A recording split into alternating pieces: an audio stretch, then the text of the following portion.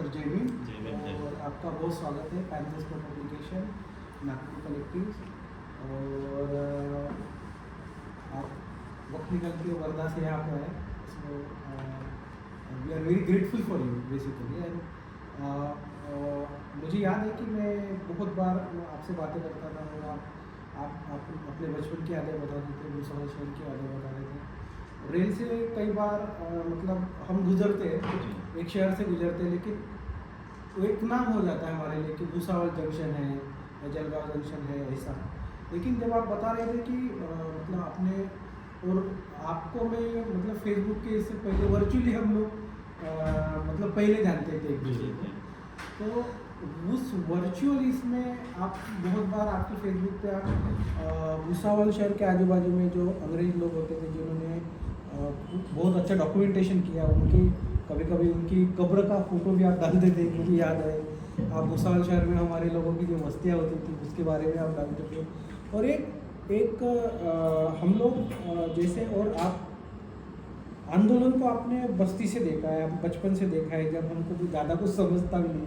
आपने 2-3 एनेक्डोट तो हमको बताए थे कि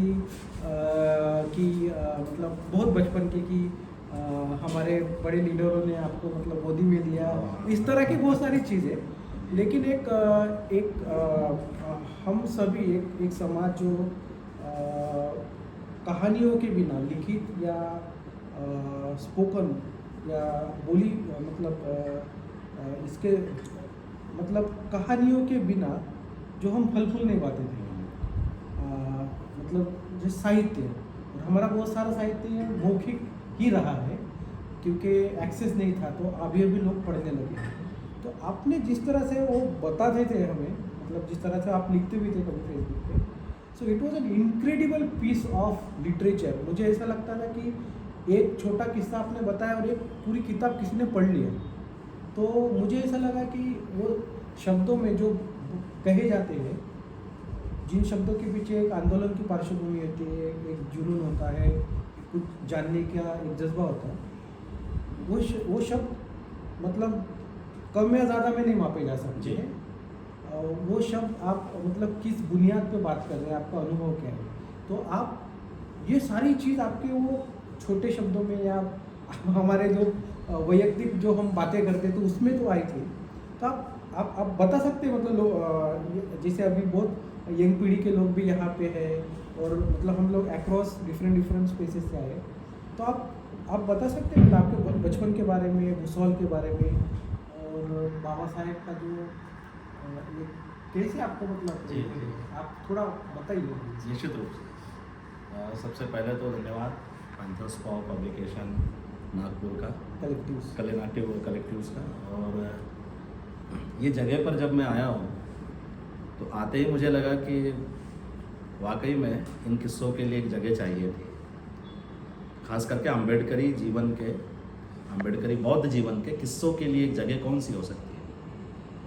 तो ये जैसे ही मैंने यहाँ अंदर आया, योगेश आपने मुझे बुलाया इसके भीतर में, पहला रंग दिखाई दिया जो नीले रंग का, ये जो दरवाज़ा जो स्काई ब्लू कलर है हमारा, ये मेरी स्मृति का वो एक अहम हिस्सा है जो हम सभी की स्मृतियों में है।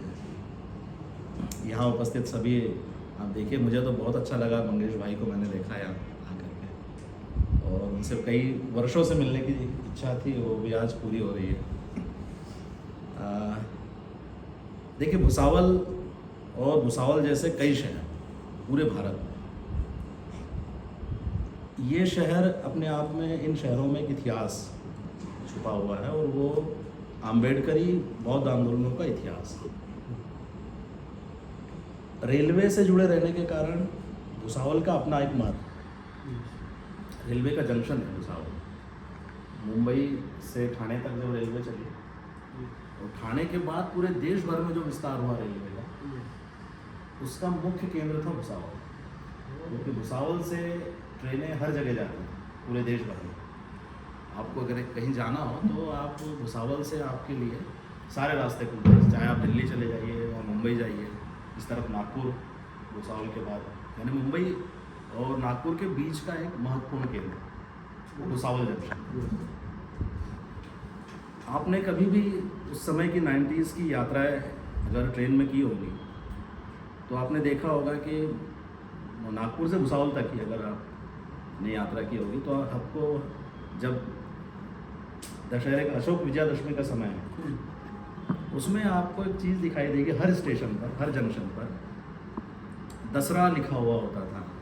नीले रंग के जो स्काई ब्लू कलर में जो पेंट है उस पेंट से ड्रम्स पर नीले रंग में लिख करके दसरा और पंचशील ध्वज लगे हुए आपको दिखाई देंगे रेलवे स्टेशन से जस्ट लगी हुई रेलवे की छोटी छोटी क्वार्टर्स में।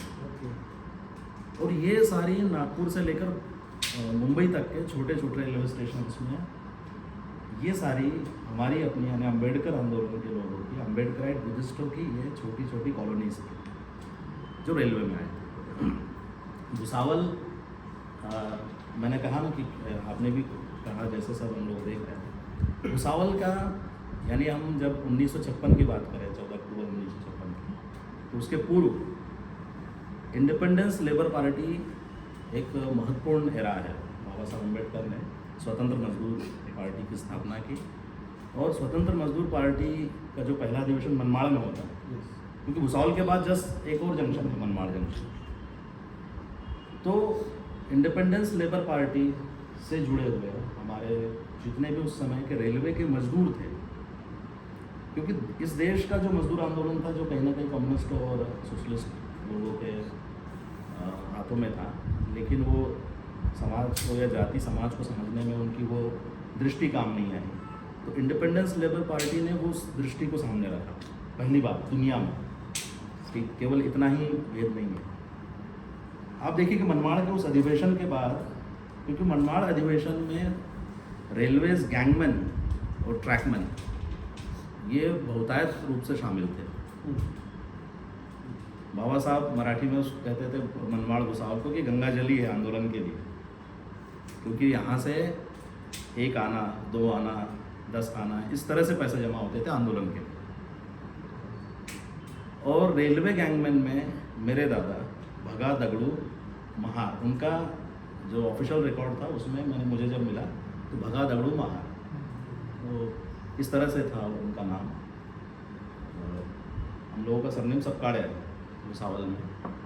और बाद में जब मैंने इन चीज़ों को देखना शुरू किया जैसे बचपन की स्मृतियों में तो ये है कि आप एक तरह से जहाँ पैदा हुए अब पैदा होने वाली जो जगह आपकी है वो लगभग हम सभी लोगों की जो रही है निश्चित रूप से वो कोई लग्जरी लाइफ नहीं थी, कोई लग्जरी जीवन नहीं था। हम लोगों सब एक तरह से जी रहे थे। भुसावल रेलवे का जो क्षेत्र है इन भुसावल रेलवेज़ की जो कॉलोनीज़ हैं भुसावल रेलवेज़ की जो कॉलोनीज़ है इस कॉलोनी में ज़्यादातर लोग जो रहे जो नौकरी में आए वो क्लास 4 की नौकरियां थी विशेष रूप से गैंगमैन। मेरे दादा ने जब गांव छोड़ा गांव बिल्कुल भुसावल स्टेशन के लगभग वो 25-30 किलोमीटर गाँव होगा ज़्यादा दूर नहीं है लेकिन वो जो समय है जब वो गांव छोड़ रहे हैं तो वो दूरी आपको एक बड़ी दूरी लगती है। आज हमारे पास सारे संसाधन उपलब्ध है रोड है।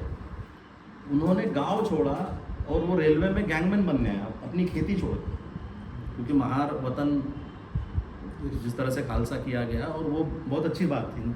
अन्यथा गांव में ही आपको किसी न किसी पर डिपेंड होना पड़ता है। काम के लिए आप डिपेंड थे भी इस तरह से ऊँची जातियों के यहाँ आपको काम करना है और वो भी आपको उसका कुछ मिलेगा ये भी तय नहीं था, मेहनताना जैसा कुछ। तो रेलवे आने के कारण मेरे दादा ने और लोगों ने वो सब गैंगमैन्स में आए क्योंकि पटरी बिछ रही थी। तो वो हमारे गांव के पास से ही एक और छोटा स्टेशन है वहाँ से गुजरते हुए भुसावल तक आती थी। विशेष मेरी दादी भी गैंगमैन थी।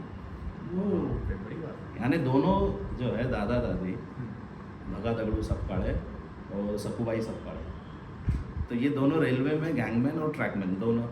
पंजा होता था रेलवे का एक जिससे गिट्टी खींची जाती थी। गिट्टी यानी पत्थर छोटे पत्थर के टुकड़े तार वाला वो पंजा जो पंजा पटरी पे जब बिछाते तो उसको लेवलिंग करते थे। और जो कोयले से झोंकने वाला एक वो इक्विपमेंट था जिससे कोयले फावड़ा तो Steam ये engine। स्टीम इंजन में जो डाला जाता था। अब ये दोनों भी भुसावल आ गए, मेरे दादा दादी दोनों। तो रेलवेज के क्वार्टर जब एक तरह से सभी को नहीं मिल पाते थे, राइट। छोटे छोटे क्वार्टर्स थे वो नहीं मिल पाते थे। एक अच्छी बात ये थी उस समय कि अगर आपको क्वार्टर नहीं मिले तो आप क्वार्टर के बगल में अपना झोपड़ा बना लीजिए, ऐसा भी होता था। मेरे दादा का जो दादी का जो घर है भुसावल में 40 बंगला एरिया है। लिम्पस क्लब 40 बंगला। लिम्पस क्लब ये ब्रिटिशर्स लोगों ने बनाया हुआ लिम्पस क्लब है, बिलियर्ड्स के लिए। अंग्रेज वहाँ बिलियर्ड्स खेलते थे और उनका अपना वो एक तरह से टेनिस का कोर्ट भी था वहाँ उनके लिए। और बाद में वहाँ बॉक्सिंग प्रैक्टिस शुरू हुई। हमारे अपने बच्चे बॉक्सिंग में जब आए, क्योंकि अम्बेडकर वादियों का एक बड़ा तबका बॉक्सिंग में है, स्पोर्ट्स में, क्योंकि एंग्लो इंडियंस की ओर से वो खेल आया था। लेकिन धीरे धीरे उस खेल को हम लोगों ने सीखा। वो उसकी भी एक कहानी है, मैं उसको ज़रूर बताऊंगा। लिम्पस क्लब जो है वो 1925 में बनता है और लिम्पस क्लब में वो सारी सुविधाएं होती, जस्ट 40 बंगला उससे लगा हुआ एरिया है। महाबोधि सोसाइटी के साथ में मिलकर 60s में एक बौद्ध विहार भी बना वहीं। ओके। और उस 60s में जो विहार बना, बस उसके बगल में जो रेलवे कॉलोनी थी वहाँ से एक नाला बहता था, उस नाले के ऊपर मेरे दादा दादी ने अपना झोपड़ा बनाया था। तो देखिए कि इस तरह से दादा दादी आ गए और फिर मेरे पिताजी का जन्म हुआ वहाँ भुसावल में। और धुंधली सी यादें बताते हैं ये लोग कि बाबा साहब कई बार भुसावल आए। हमारे यहाँ 3 चालियाँ है भुसावल में, 3 चालियाँ थी, अभी तो सब टूट गया भुसावल। अब वो वाला नहीं रह गया रेलवे का एरिया जो एक समय हुआ करता था आफ्टर ब्रिटिश एरा। और 90s के बाद तक भी कुछ चीज़ें बची थी, वो अब नहीं है। आगवाली चाल, चांदमारी चाल और हद्दी वाली चाल, 3 चालें थी। और एक थी न्यू पोटर चाल, पुराने लोग जानते हैं और अच्छे से जानते हैं पुराने लोग को। इन चालियों पर जो है मजदूर वर्ग जितना भी था वो सब अम्बेडकरी मजदूर वर्ग ज़्यादातर संख्या में। और यहाँ पर अब जैसे जो परिवार यहाँ है मेरे, जैसे पिताजी या मेरे दादा दादी, उस तरह से मेरे पिताजी के नाना जब भुसावल और मध्य प्रदेश को जोड़ने वाला लोहे का ब्रिज बन रहा था, ब्रिटिशर्स ने बना रहे थे, उसको बनाने में मेरे पिताजी के नाना भी थे मजदूर के रूप में। तो वो एक ब्रिज आज भी है, लोहे का ब्रिज है जो मध्य प्रदेश और भुसावल को जोड़ता है। ये इस तरह का एक बैकग्राउंड मेरे पिताजी की तरफ था, यानी पिताजी के और से उनके साइड से कि सब काले कैसे है। कई लोग बताते हैं शायद अब उसका डॉक्यूमेंट है या नहीं है किसी के पास। भुसावल रेलवे जंक्शन की जो जगह है वो महारवती में है। और हाँ, अभी जो स्टेशन है, जो स्टेशन अभी है भुसावल रेलवे सबकाड़े ही का ही, क्योंकि सबकाड़े खानदेश में हम लोग जो है वो भारी संख्या में, जैसे हम लोग खोबरागढ़ है तो भाई नागपुर है ही अपने विदर्भ से सीधे। तो सबकाड़े म्हणजे खानदेशातून आहेत असं एक तिथले। अब देखिए कि केवल खानदेश से ही माइग्रेशन नहीं हुआ भुसावल में, भुसावल में पूरे महाराष्ट्र से माइग्रेशन हुआ और आसपास से तो ज़्यादा हुआ। तो मेरे नाना नानी का परिवार, जो माझी आई है ना, तर मेरी माँ और उनके जो माता पिता है वो भी माइग्रेट होकर के बुल्ढाना से आ गए भुसावल। वो एक चाली पर रहते थे इसमें से, जैसे ये 40 बंगला एरिया इनका था, तो इनका एरिया था चाली पर, शायद हद्दी वाली चाल था, हद्दी वाली चाल एरिया है, उसमें मेरे नाना नानी दोनों रहते थे। और यहाँ से फिर जो है नानी ने जो है मेरी, क्योंकि नानी का प्रभाव मुझ पर ज़्यादा है। शादी होने के बाद में जैसे मेरे पिताजी ने जो घर बनाया बाद में, एक मेरी माँ ने और पिताजी ने, तो मेरी नानी का जहाँ घर है कंडारी प्लॉट, वो भी दिवाली चाल से कंडारी आ गया, तो कंडारी प्लॉट एरिया। ध्यान दीजिए कि हमारे बस्तियाँ कैसे रही। नदी का जो क्षेत्र है, नदी के पास में मुख्य गांव बसे हुए हैं, भारत का कोई भी गांव लीजिए। इसी तरह से कंडारी गांव है जो बसा हुआ है नदी के किनारे। तो नदी के किनारे बसने का और खेती होने का अधिकार जो था वो सब हम लोग जानते हैं किसके पास था। वो मुख्य गांव हुआ करता था। गांव में तो आपको प्रवेश नहीं है। तो जो हमारे एरियाज़ बने, न तो वो गांव में थे न तो वो शहर में थे। तो कंडारी प्लॉट उसी तरह से एक जगह थी जहाँ एक परमिट कर दिया गया रेलवे की ओर से कि आप लोग जो है ये जगह है, यहाँ पर आप रेलवे में जो भी काम कर रहा है वो रहे। तो इसी तरह से लोगों ने वहाँ झोपड़े बनाए। उसके बारे में कहा जाता है कि 40 बंगला से कभी ट्रेन पानी भरने के लिए ब्रिटिश टाइम में वहाँ तक उसका एक इंजन आता था, जो स्टीम इंजन है, उसमें वो पानी भरा जाता था, कोयला भरा जाता था, फिर वो वापस यार्ड में वो जाता था वो इंजन जहाँ उसको उसकी ज़रूरत थी। तो एक वो जगह कंडारी प्लॉट, और कंडारी प्लॉट में फिर सड़क के किनारे जहाँ एक मला मराठी डबकं म्हणतो आपण, पूरे मोहल्ले का पानी जहाँ रुकता था वो जगह थी। उसको मेरे माँ ने और पिताजी ने ठेले से मिट्टी डाल डाल के भर दिया, क्योंकि वहाँ घर बना था। हमको अपना इसी तरह से आप जो है बना सकते थे। उसमें भी काफ़ी लड़ाई झगड़ा को करना पड़ता था, लोगों से टकराना है, ये करना है। वो जगह उस तरह से भरी गई और फिर इन्होंने अपना झोपड़ा बनाया वहाँ पर, अपना वो मिट्टी का मकान बनाया। और उस मिट्टी का मकान बनाने के बाद में हम नानी के बगल में, नानी के घर के बगल में ही मैं रहने, हम लोग बचपन मेरा जो है, मेरा जन्म जो है वो उसी जगह का। तो जस्ट कंडारी प्लॉट की सड़क और उससे लगा हुआ पियोज कॉलोनी का एरिया, रेलवे कॉलोनी।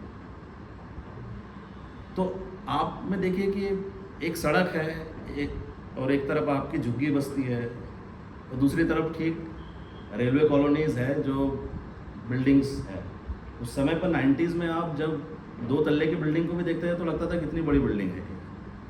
आज ऐसा नहीं, आज एस्थेटिकली हम लोग बहुत, क्योंकि अब तो 35-40 देखिए तो कोई आपको असर नहीं होता उसका। लेकिन उस समय रेलवे के बस 2 तल के ही बिल्डिंग्स थे हमारे सामने, लेकिन वो बहुत ऊंचे दिखते थे कि कितनी बिल्डिंग्स है ये। और सबसे ज़्यादा चिढ़ मुझे होती थी अपने घर से, वही झोपड़पट्टी से, अपने झोपड़े से, यार ये जो टीन है ऊपर में डाला हो, ये जब तपता गर्मी में, मतलब ये बड़ा बहुत ख़राब बात है। यानी ये टीन जो है ये गर्मी में हम लोगों को ऐसा तपा दे रहा है। तो ये जो सामने सीमेंट के ये जो बिल्डिंग्स हैं इतने बढ़िया है, लोग दोपहर में इतना सुकून है सब लोगों को, वो इस बस्ती में क्यों नहीं है? क्योंकि ये मन में कहीं ना कहीं वो बात जो है वो आपको हमेशा जो है वो आती थी। और सबसे बड़ा माइनस पॉइंट ये था कि बस्तियों में टॉयलेट्स नहीं थे हमारे। आपको जो भी वो शौच कर्म करने के लिए बाहर ही जाना है, या तो उस सड़क के बगल में ही बैठना है। तो उसमें भी एक यानी मन को खाने वाली बात थी कि ये ऐसा क्यों है, क्योंकि जिस स्कूल में आप पढ़ते हो उसी के बच्चे आपके सामने से उसी समय गुजरते हैं स्कूल में कि अरे ये यहाँ बैठा हुआ है, या मेरे साथ में और 2-3 दोस्त मेरे जो थे मोहल्ले के। तो लेकिन अब हमारे पास विकल्प नहीं था, यानी अब क्या करें कि ये विकल्प नहीं है। और स्कूल से अगर लड़कियां जाते रहे तो और स्थिति खराब आपकी। आपके पुरुष मित्र जो दोस्त है बचपन में जो, वो तो ठीक है कि, लेकिन जब स्कूल से लड़कियां जाती थी तो और अलग वो दिमाग पर स्ट्राइक होती थी कि आप कैसे उनके सामने वो पानी का डब्बा उठाएंगे और जाएंगे और ये सारी चीज़। और लगभग ये सबकी स्थिति वही थी, कोई भी ऐसा नहीं था कि जो बहुत एक अच्छी स्थिति में पला पढ़ क्लास 1 ऑफिसर जैसा सोचना तो था ही नहीं। 90s में भी बहुत कम लोग थे। 90 का जो दशक आया उसमें कुछ कुछ चीज़ें खुली। अब इसमें ये हुआ कि मेरी नानी जो है, माँ की माँ नर्मदा बाई खंडेराव, मेरे नाना बहुत पहले गुजर गए, मेरे जन्म से पहले। यशवंत सखाराम खंडेराव, यशवंत सखाराम खंडेराव रेलवे में आए और वो भी रेलवे में आ करके उन्होंने अपना काम शुरू किया। वो भी एक तरह से एक वाइसमैन होता था, जो इंजन में ग्रीसिंग ऑयलिंग करते थे वो वाइसमैन। तो वो उनके कपड़े हमेशा का, उनकी आखिरी तस्वीर भी मेरे घर में जो लगी है तो बिल्कुल बलराज साहनी की तरह। वो उनसे प्रभावित भी बहुत थे बलराज साहनी से। उसी तरह बच्चों को पालना और अपने में वो रहना। नीली टोपी उनके सिर पे हमेशा है। काम खत्म हुआ, कोई कार्यक्रम हो तो वो नीली टोपी पहन के 14 अप्रैल के समय वो एक छोटी सी दुकान लगाते थे मैदान में जा कर के, ये उनका था। और सबसे अच्छी बात वही जो मैंने आपसे कहा ना कि भुसावल रेलवे पूरे देश भर के जंक्शन से जुड़ा हुआ है।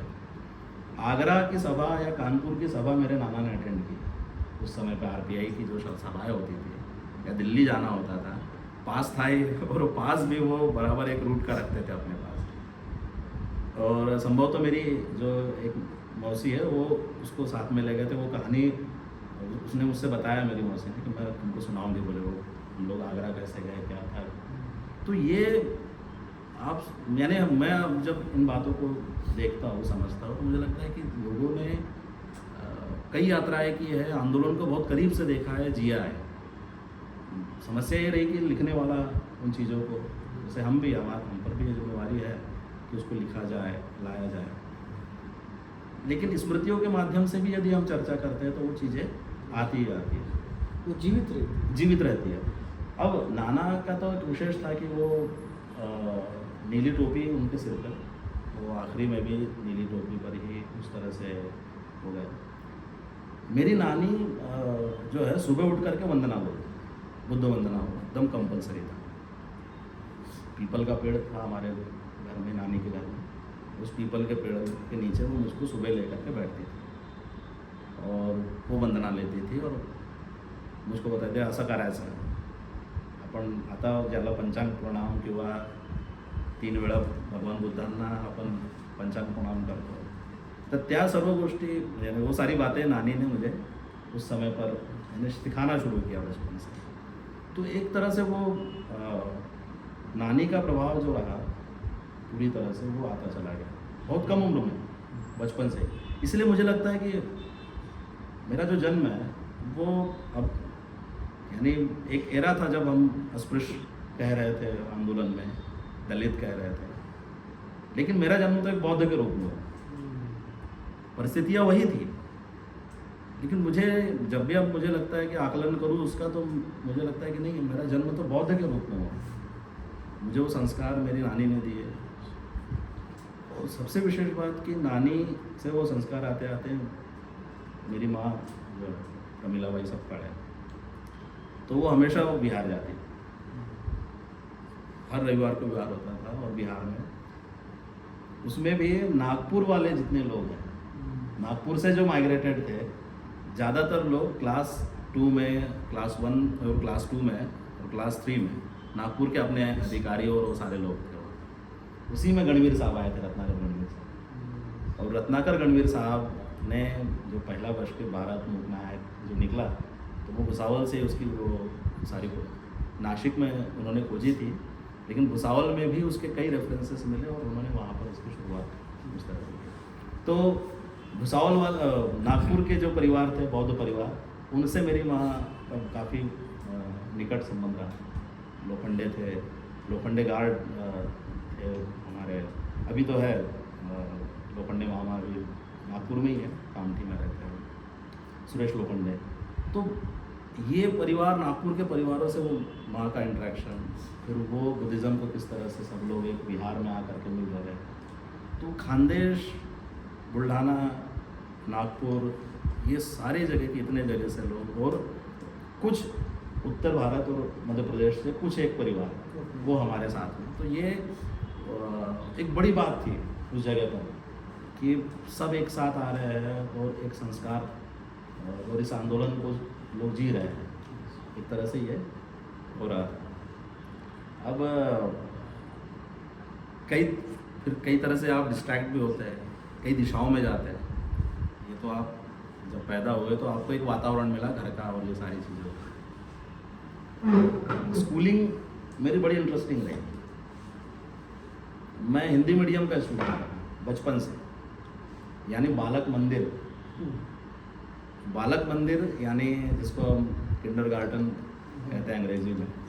तो बालक मंदिर से लेकर तो मैं PhD तक का हिंदी का विद्यार्थी। एक कई लोगों को आश्चर्य था कि महाराष्ट्र में मराठी परिवार से ये व्यक्ति हिंदी मीडियम में कैसे पढ़ा।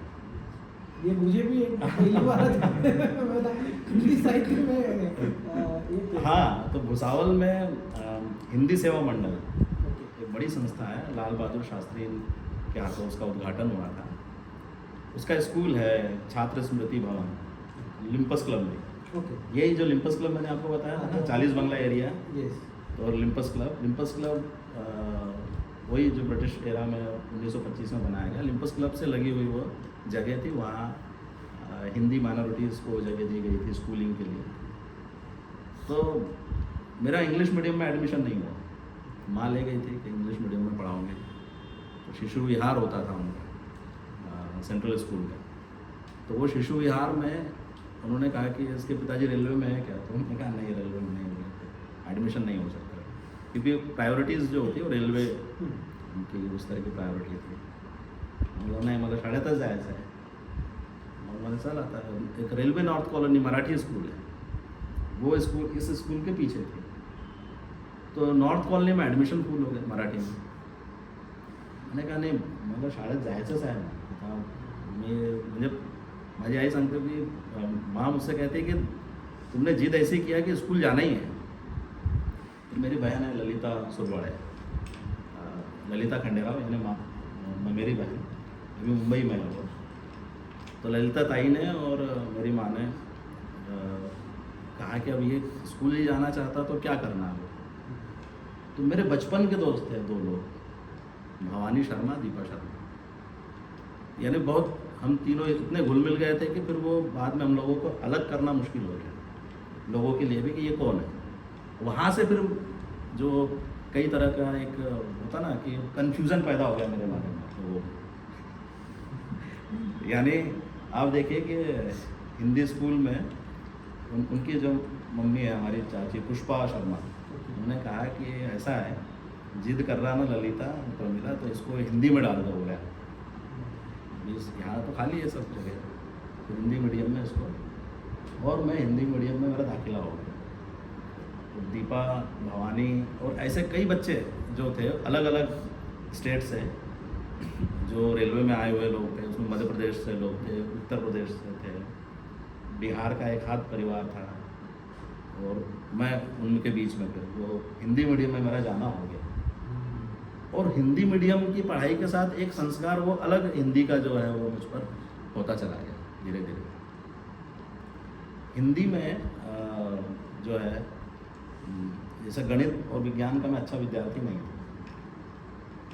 वो कमज़ोर होने के क्या कारण हैं वो तो हम सभी जानते हैं। गणित और विज्ञान की पढ़ाई किस तरह से रही या उसको हम नहीं कर पाए। मेरे एक अध्यापक थे सतीश शर्मा सर। सतीश शर्मा सर ने मुझसे एक बार कहा कि तुम ये श्लोक पढ़ो संस्कृत का। और मैंने वो श्लोक को पढ़ा उनके सामने। बोले कहाँ रहते हो? मैंने कहा सर कंडारी में।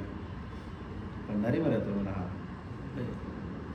लेकिन इतना शुद्ध श्लोक पढ़ा कि मुझे भी नहीं पता था कि मैंने शुद्ध पढ़ा कैसे पढ़ा। मैंने पढ़ा और वो एक उन पर जो है कि उन्होंने कहा कि ये तुम जो है बोले अब हर रोज़ इसको पाठ करना है तुम सारे सुभाषित। मैंने कहा मैं तो फंस गया। मैं यार ये सर से तो सब लोग डरते हैं। और मेरे बस्ती के बच्चे उनको देख के स्कूल छोड़ चुके थे 2 लोग। टिपरी मेरा बचपन का दोस्त अमर चौरे, उसको टिपरी पेट नेम है। और हमारे मोहल्लों की खासियत थी पूरा जीवन आप एक दूसरे के साथ गुजार लेंगे लेकिन उसका असली नाम सरनेम आपको कभी नहीं पता चलेगा। क्योंकि वो सारी बस्तियों में सब लोग अपने किसी पेट नेम से जाने जाते हैं। कोई उनका असली नाम किस, जैसे एक तेलुगु परिवार मुझे जब खोज किया तो वो तेलुगु परिवार था 2 लोग, लेकिन उनको खुद नहीं पता था कि वो तेलुगु कब आ गए थे। उनके माँ दादा और दादी और वो तेलुगु आंध्र से कब आ गए थे। उनकी भाषा हो गई थी भुसावली।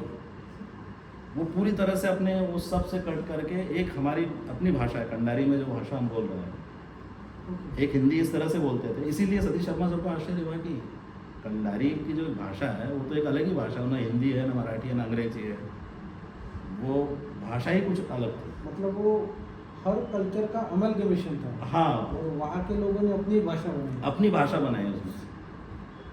यानी मुंबईया हिंदी तो एक अलग हो गई, लेकिन ज़्यादातर फिल्मों में आप देखेंगे सेंटेंसेस का गठन भुसावल की जो हिंदी है, यानी थोड़ा भी लिंग्विस्टिक्स की कोई उस पर वो अध्ययन कर लेगा तो समझ में आएगा कि अरे ये तो भाषा जो है सिनेमा के लैंग्वेज को देने के लिए इस तरह से भाषा आई। और अब भी हम जैसे मुझे वो, मैं आप लोगों से बात कर रहा हूँ तब नहीं बोल पाऊँगा, लेकिन अगर मैं मेरे भाई को फ़ोन लगा लूँगा किसी को भंडारी में या कोई कहीं रहे अभी, तो हम लोग उसी भाषा में बोलने लग जाएंगे भुसावल में। मेरा लड़का भी मुझसे, बेटा भी कहता है की आता तुम्ही एवढं चांगलं बोलत होते, फोनवर बोलताना सोबत तुम्ही काय म्हणता, कहाँ पे गया था वो, किधर है, हाँ देखना रहे उसको उधर, हाँ बहुत शाना बन रहा था वो। यानी एक जो नागपुर की अपनी भाषा है वैसे ही भुसावल और कंडारी की अपनी एक भाषा डेवलप हो गई थी रेलवेज के कारण। वो लोगों के बीच में आपस में उनमें यानी कब वराड़ी का भी कोई शब्द आ जाएगा अनकॉन्शियसली वो हम नहीं बता सकते थे, यानी कि वो कोई बहुत कॉन्शियस होकर के बोलने वाली भाषा नहीं है, लेकिन वो भाषा मुझे लगता है सर रेलवे के कारण है, क्योंकि वहाँ लोग आते जाते रहते थे। हाँ। वहाँ से लोग मतलब अगर रेलवे पे काम करते तो बॉम्बे जाते थे, बॉम्बे से आते थे तो कुछ देख के आते थे, कुछ निरीक्षण करके आते थे, तो शायद मेरे ख्याल से वो रेलवे बहुत बड़ा एलिमेंट है, मतलब आपके रेलवे बड़ा एलिमेंट रहा। और जैसे यूपी वालों का भैया ये लोग बोलते होंगे यहाँ यूपी में, इस तरह सॉरी मुंबई में, तो हमारे यहाँ सबसे भैयनवा है, वो उसको भैया नहीं बोलेंगे, भैयनवा भाषा, भोजपुरी को वो भैयनवा भाषा बोलेंगे। और हमारी हिंदी जो जिसको हो सकता है हम लोग आगे कुछ काम करेंगे तो भुसावली हिंदी बोले या कुछ बोले इस तरह से, क्योंकि उसमें दखनी के भी कई शब्द हैं। अब जब देख रहे हैं हम लोग तो कई चीज़ें वो आ रही है। वो थोड़ा खानदेश से भी सटा हुआ है, खानदेश से तो लगा हुआ है, और खानदेश का वो जो प्रभाव है एक तरह से, क्योंकि हाँ, क्योंकि शिवाजी महाराज का प्रभाव इस क्षेत्र में नहीं था, क्योंकि सीधे दिल्ली सल्तनत लगती थी। बुरहानपुर प्रवेश द्वार है अपना दक्षिण का इधर का, तो बुरहानपुर मात्र 35-40 किलोमीटर है भुसावल से, तो इतनी कम दूरी है। और हमारे जो अम्बेडकरी बुद्धिस्ट लोग हैं वो माइग्रेट बुरहानपुर, उसके बाद में आप देखेंगे नेपा नगर, नेपा मिल्स थी विदर्भ से और खानदेश से, सब जगह से नेपा मिल्स में लोग माइग्रेट हुए। एक उपन्यास अभी मैं उनका पढ़ रहा था, क्या नाम अपने प्रदीप आगलावे जी का, उनका एक फुले फुल्ली श्रमाची एक उपन्यास है। वो जो पात्र है, जो अम्बेडकराइट पात्र है, जब भारत पाकिस्तान का बंटवारा नहीं हुआ तो वो पात्र कराची तक काम करने जा रहे हैं लोग, उसके आगे हो रावलपिंडी तक लोग काम करने जा रहे हैं। तो ये अगल बगल का जो बुल्ढाना और खानदेश का जो माइग्रेशन था, इससे ये हमारी एक जगह बनी है।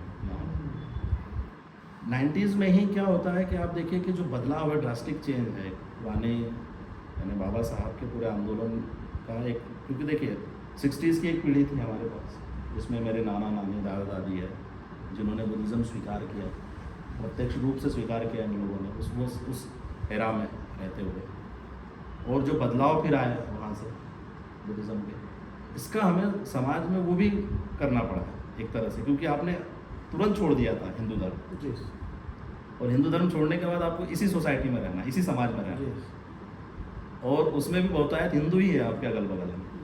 हमारी जो अगर जब बस्ती भी अगर आपकी है, लेकिन अंततः आपका समाज तो यही है, इसके बाहर तो आप नहीं जा सकते। रोजमर्रा की जिंदगी में वो संपर्क है, वो चीज़ है।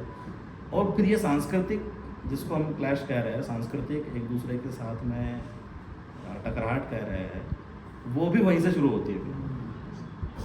मेरा जो घर है कंडारी प्लॉट का, उसके 2 गली छोड़ के मस्जिद है, और 3 गली छोड़ देंगे तो हनुमान मंदिर है वहाँ वहीं पर, और एक गली मध्य प्रदेश वालों की, एक उत्तर प्रदेश वालों की गली, अलग अलग गलियाँ जो है। तो इन लोगों की भाषा मैं सुनता था बचपन से कि भाषा क्या, जिस तरह से वो लोग बात करते थे, तो ये लोग अपनी बोलियों में बात करते थे, बोली भाषा में, हिंदी की। वो बाद में मुझे समझ में आया, जब मैं हायर एजुकेशन में पढ़ने आ गया यूनिवर्सिटी में, तब समझ में आया कि ये बोलियाँ जो है हिंदी के अलग अलग जो बोलियाँ हैं, मध्य प्रदेश वाली बोलियाँ, और आपको आश्चर्य लगा कि उन बोलियों में तक बाबा साहब के गीत और मौजूद है। बाबा साहब पर मौखिक रूप से जो साहित्य है बुंदेलखंडी में बहुत है, मालवी में बहुत है। आप जितेंद्र बिसारिया को पढ़ते होंगे, अब आप देखिएगा फेसबुक पर आप, तो जितेंद्र बिसारिया अक्सर उसका उल्लेख करते हैं कि उन क्षेत्रों में भी, उन गाँव में भी, यानी जो चंबल का क्षेत्र है, चंबल के क्षेत्र में भी बाबा साहब पर, भगवान बुद्ध पर गीत आए हो।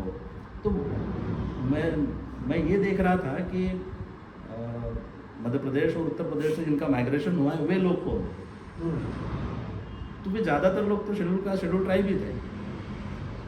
लेकिन महाराष्ट्र में आ जाने के बाद हमारी आइडेंटिटी उनके लिए भी अलग हो जाती थी, वो हमारे साथ नहीं जुड़ते थे क्योंकि सांस्कृतिक रूप से वो एक अलग है। तो वो हनुमान मंदिर में जाएंगे और सारी जो भी हिंदू मान्यताएं, क्रियाकलाप है, उसमें शामिल वो लोग रहेंगे।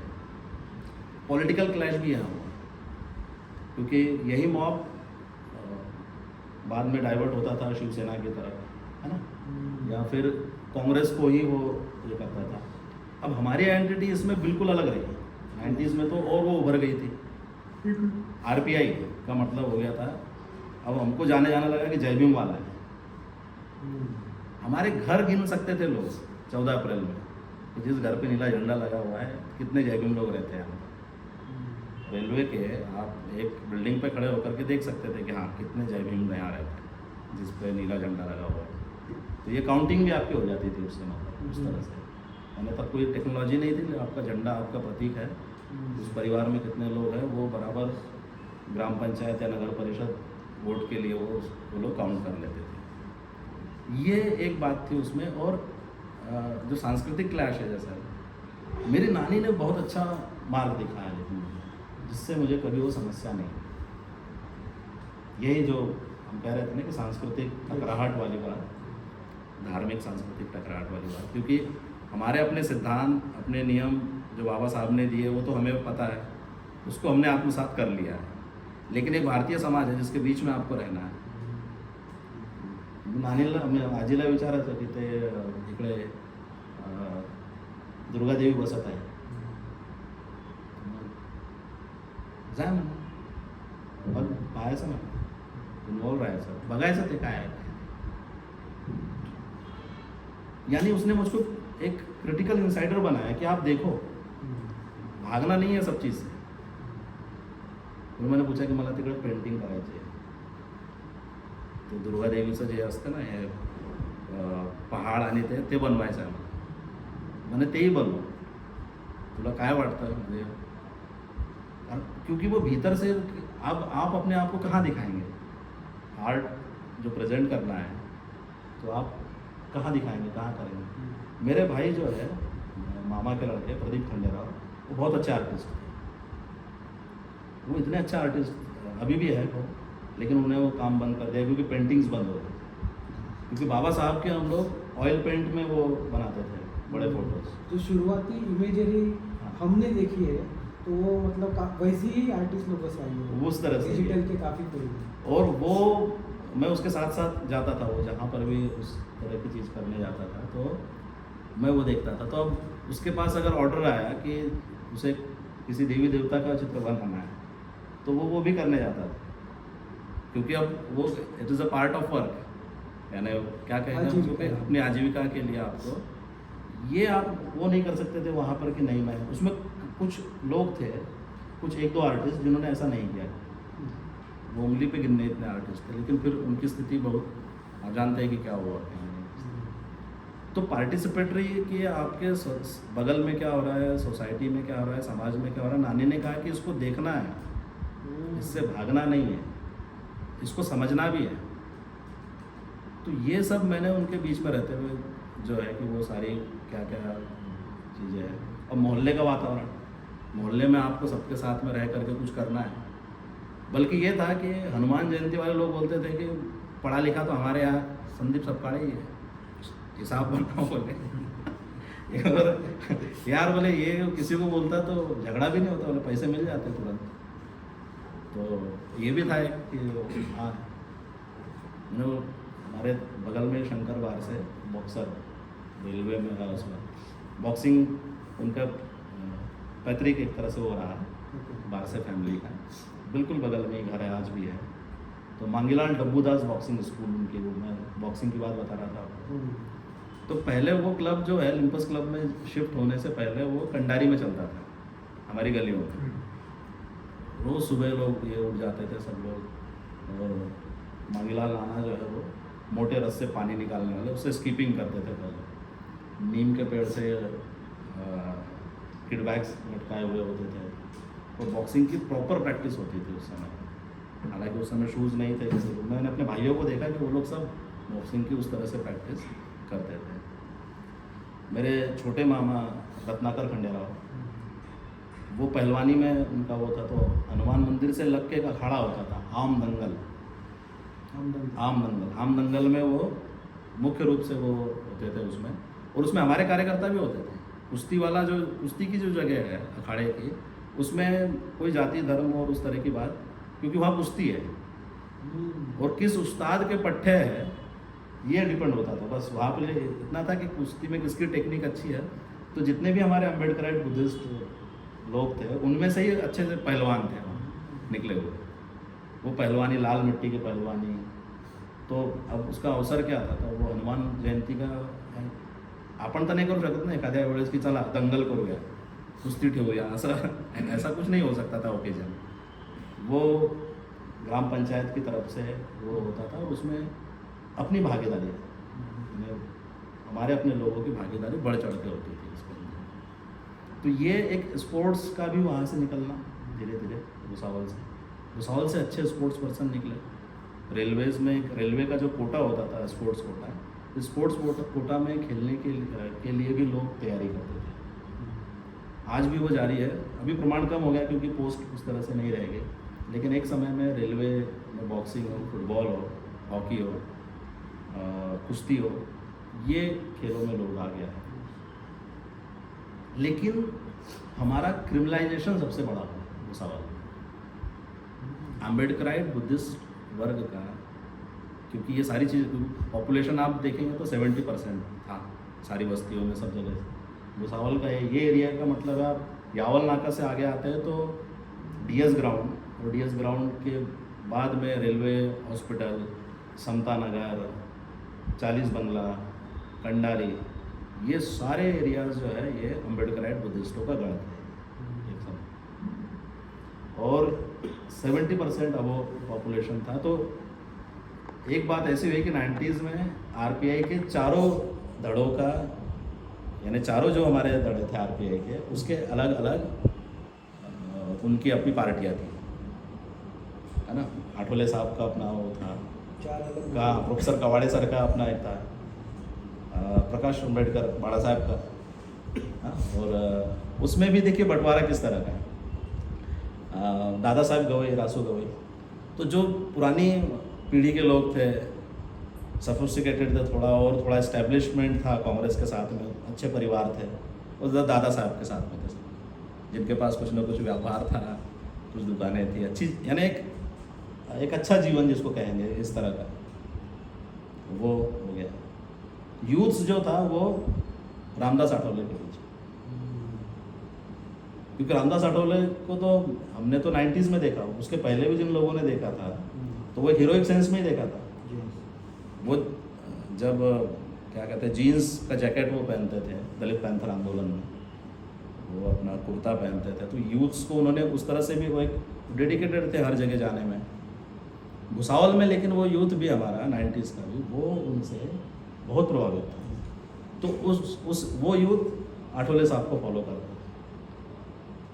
चाली पर जिसकी हद्दी वाली चाल के बारे में बात कर रहा हूँ, आग वाली चाल, अम्बेडकर वाचनालय, डॉक्टर बाबा साहेब अम्बेडकर सार्वजनिक वाचनालय बना था, छोटा सा एक, गौतम निकम साहब ने, जो 40 गांव में है सर, आपने फोटो दिखाई, मैंने फ़ोटो दिखाई थी आपको। उसमें जो है वो मेरे स्कूल आने जाने के रास्ते में था, और वहीं पे अकबर टूरिंग टॉकीज़ का एक पोस्टर लगता था, अकबर टूरिंग टॉकीज़, और अकबर टूरिंग टॉकीज़ में ही भीम गर्जना फिल्म लगी थी सबसे पहले। भीम गर्जना का जो वो हुआ था प्रीमियर होने के बाद में जो लगी वो फिल्म आई, तो पूरी बस्ती की बस्ती वो फिल्म देखने के लिए, भीम गर्जना देखने के लिए जाते। उसमें एक सीन था, बाबा साहब को स्वप्न में वो देख रहा है कि उन्हें बांध दिया गया है इससे।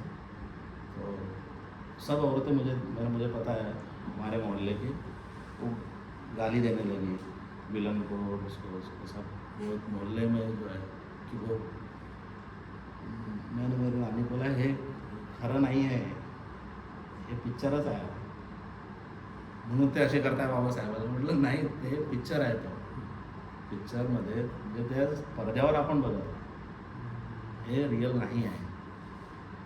लेकिन आप देखो उनके भीतर में कि वो, मैंने फर्स्ट टाइम देखा कि वो कैथारसिस जो आप आग के सामने देखते हैं थिएटर में कि क्या है, यानी बाबा साहब के प्रति कितनी अद्भुत भावना और तरह से निश्चल भावना और क्लैरिटी से स्पष्ट होता है. अकबर टेकिंग टॉकीज के पोस्टर्स लगे हुए होते थे वहाँ. और गोविंदा का आपने देखा होगा कि गोविंदा मिथुन के ड्रेसअप सेंस को, वही आठवले साहब का ड्रेसअप सेंस था. वाइट शूज़, तो पूरे वाइट उनका, तो वो लूज़र गोविंदा का और उसका, तो यूथ उनको फॉलो कर रहा था पूरे इसमें. बाला साहब को तो सभी लोग चाहते थे, बाला साहब अम्बेडकर को लेकर के. कभी किसी, भले लोग बटे हो अलग अलग इसमें, लेकिन बाला साहब अम्बेडकर के प्रति सबका एक वो प्रेम भाव. तो जो डीएस ग्राउंड है अभी, जिसका नाम डॉक्टर बाबा साहब अम्बेडकर ग्राउंड किया गया, उस डीएस ग्राउंड की एक सभा थी. और उस सभा में मेरे नानी, मेरी माँ, सारी बहनें, मेरी कुल मौसिया 5 मौसिया, मेरी तीन मामा लोग हैं. तो इस तरह से बहुत बड़ा परिवार था वो. अब डीएस ग्राउंड पर बाला साहब के जो कार्यक्रम चल रहा था, तो उसमें मैं घुटने उनके तक पहुंच गया था. और ये सब वो बताते, नानी और मेरी माँ ने बताया की बाळासाहेबांनी तुला कडेवर घेतलं तेवढ्या गर्दीमध्ये, की हा कोणाचा लेकरू आहे. फिर बताया क्या रहे, हाँ चांगला मोठा बनेन म्हणे हा. और ये बात आप देखिए कि मैं बाद में भी स्कूल जाते समय कि मेरे मोहल्ले में, I am not a very meritorious student और ये कुछ नहीं, बस मेरा मेरिट इतना ही था कि मैं रोज़ स्कूल जा रहा, क्योंकि मेरे कंडारी प्लॉट एरिया से ये माना जाता था स्कूल वालों का कि यहाँ से कोई पढ़ने आएगा नहीं स्कूल. तो मैं रेगुलर स्कूल, जो मेरी माँ ने कि शाळेत रोज जायचं, ये एक बात हुई थी. यानी केवल इतना करना था कि हर रोज स्कूल जाना है. कारण नानी पीछे पडत होते की नाही बाबासाहेबांसारखंच काहीतरी करायचं. परसिस्टेंस हाँ. काफ़ी ज़रूरी है. और घर में जो फोटो, फिर हम लोगों के बाबा साहब भगवान बुद्ध के फोटो, गवर्नमेंट कॉपीज़ जो आती थी ब्लैक एंड वाइट वाली, फिर बाद में कलर फोटो, 90s में तो कलर फोटोज़ के बहुत सारे वो आए. और उसमें वो चीज़ बड़ी आकर्षित करती थी, MA, MPhil, PhD, D.Litt, 12 लाव बाबा साहब के जो उसमें कि वो पढ़ते हुए कि हे काय आहे, आणि हे बाबासाहेबांचं शिक्षण आहे. म्हणजे आप देखिए कि नानी कोई स्कूल गई हुई नहीं थी, पण ते म्हणे बाबासाहेबांचं शिक्षण आहे. और ये वो बार वो चीज़ आती थी कि हाँ मग आता ह्या झोपडपट्टीमधून बाहेर निघायचं आहे, यहाँ नहीं रहना, पढ़ लिख करके या तो इसको बदल देना है, लेकिन ऐसा नहीं रहना है. जो स्थिति अब है, जो शिक्षा के माध्यम से बदली जा सकती है. और आप देखिए कि हम, लेकिन हुआ ये कि राजनीति में जो इस तरह का बंटवारा बढ़ गए थे हम लोग, गली गली में अलग अलग रिपाई थी वो. लेकिन कल्चरली जो है 14 अप्रैल की जब भी बात होती थी, जैसे मेरे पिताजी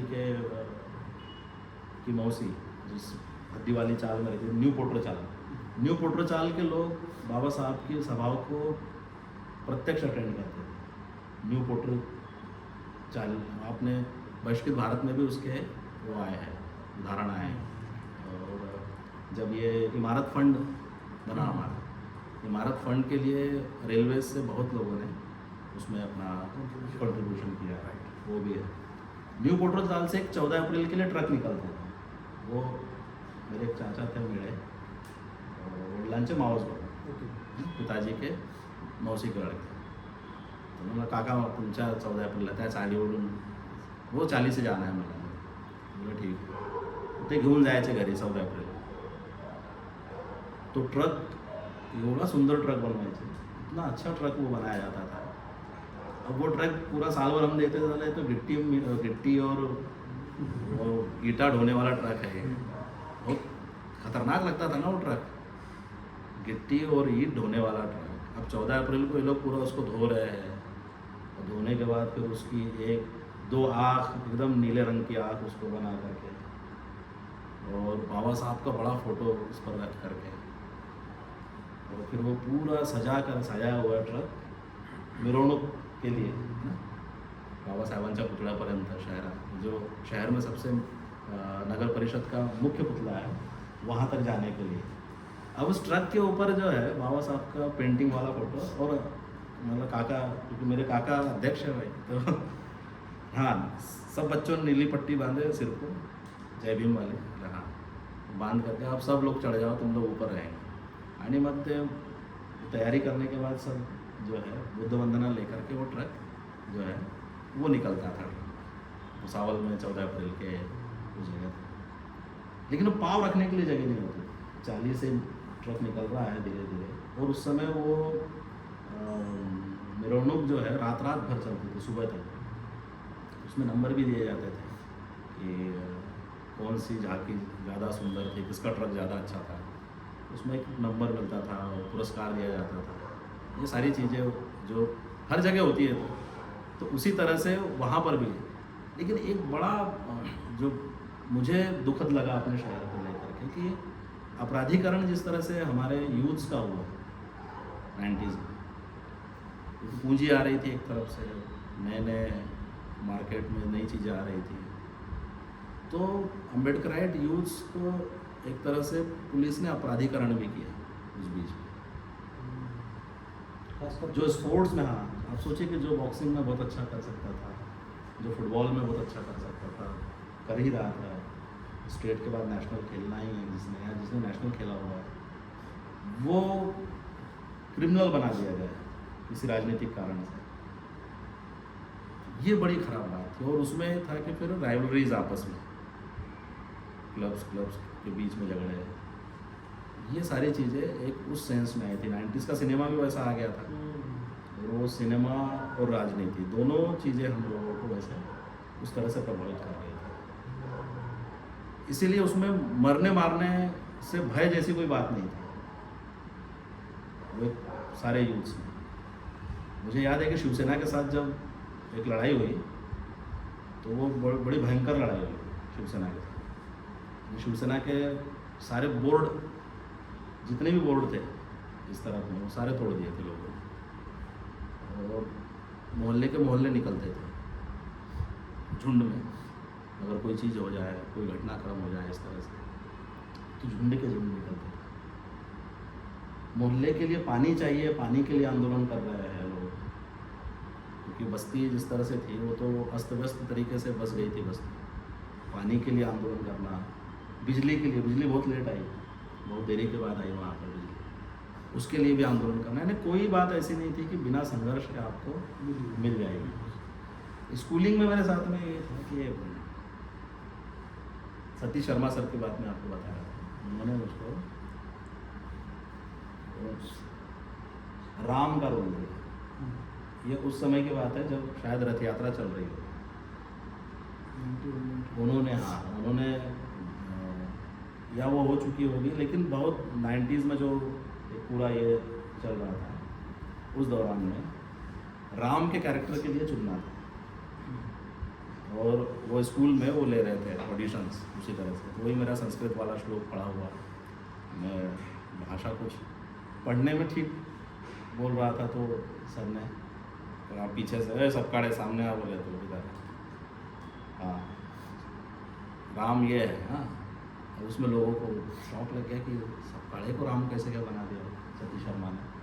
तो मुझे भी लगा, मतलब सर मुझको कहा आप ये सब नहीं ऐसा है, तुमको ही करना है, और अब डायलॉग पाठ करो बोले इसके लिए। वो चित्रकूट में राम भरत मिलन एकांकी थी वो, और बोला सर ये बहुत कठिन चीज़ है मतलब मेरे लिए इतना शुद्ध हिंदी में मैं कैसे मंच पर बोलूँगा वो सारी चीज़। नहीं करना है बोले इसको। पूरा वो कास्टिंग हुई उसमें। मेरा दोस्त अब्दुल शकूर भी है, अबे बोले मेरे को भी करने का है ना कुछ, तो मेरा सर को बोल, ठीक। बोले टीका लगाएंगे ना, मेरा सर वो आर्टिस्ट है, टीका का कुछ भी लगा उसको केवट का रोल करना है, तो वो किसी तरह से वो भी। तो हम लोगों ने फिर वो एक राम कुमार वर्मा की एक काम की है, राम चित्रकूट में राम भरत मिलन, वो मैंने किया।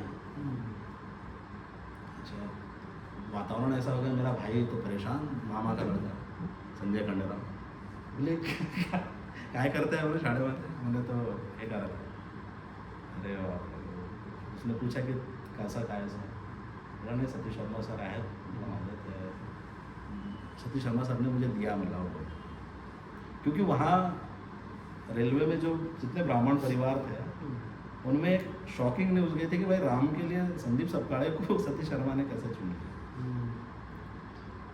कि उसको कैसे क्या चुना गया। यानी थे और भी बच्चे हैं, और इतना बढ़िया गायत्री परिवार के बारे में आप लोग जानते ही होंगे। ये श्री राम शर्मा आचार्य ने गायत्री परिवार युग निर्माण योजना एक चलाई थी।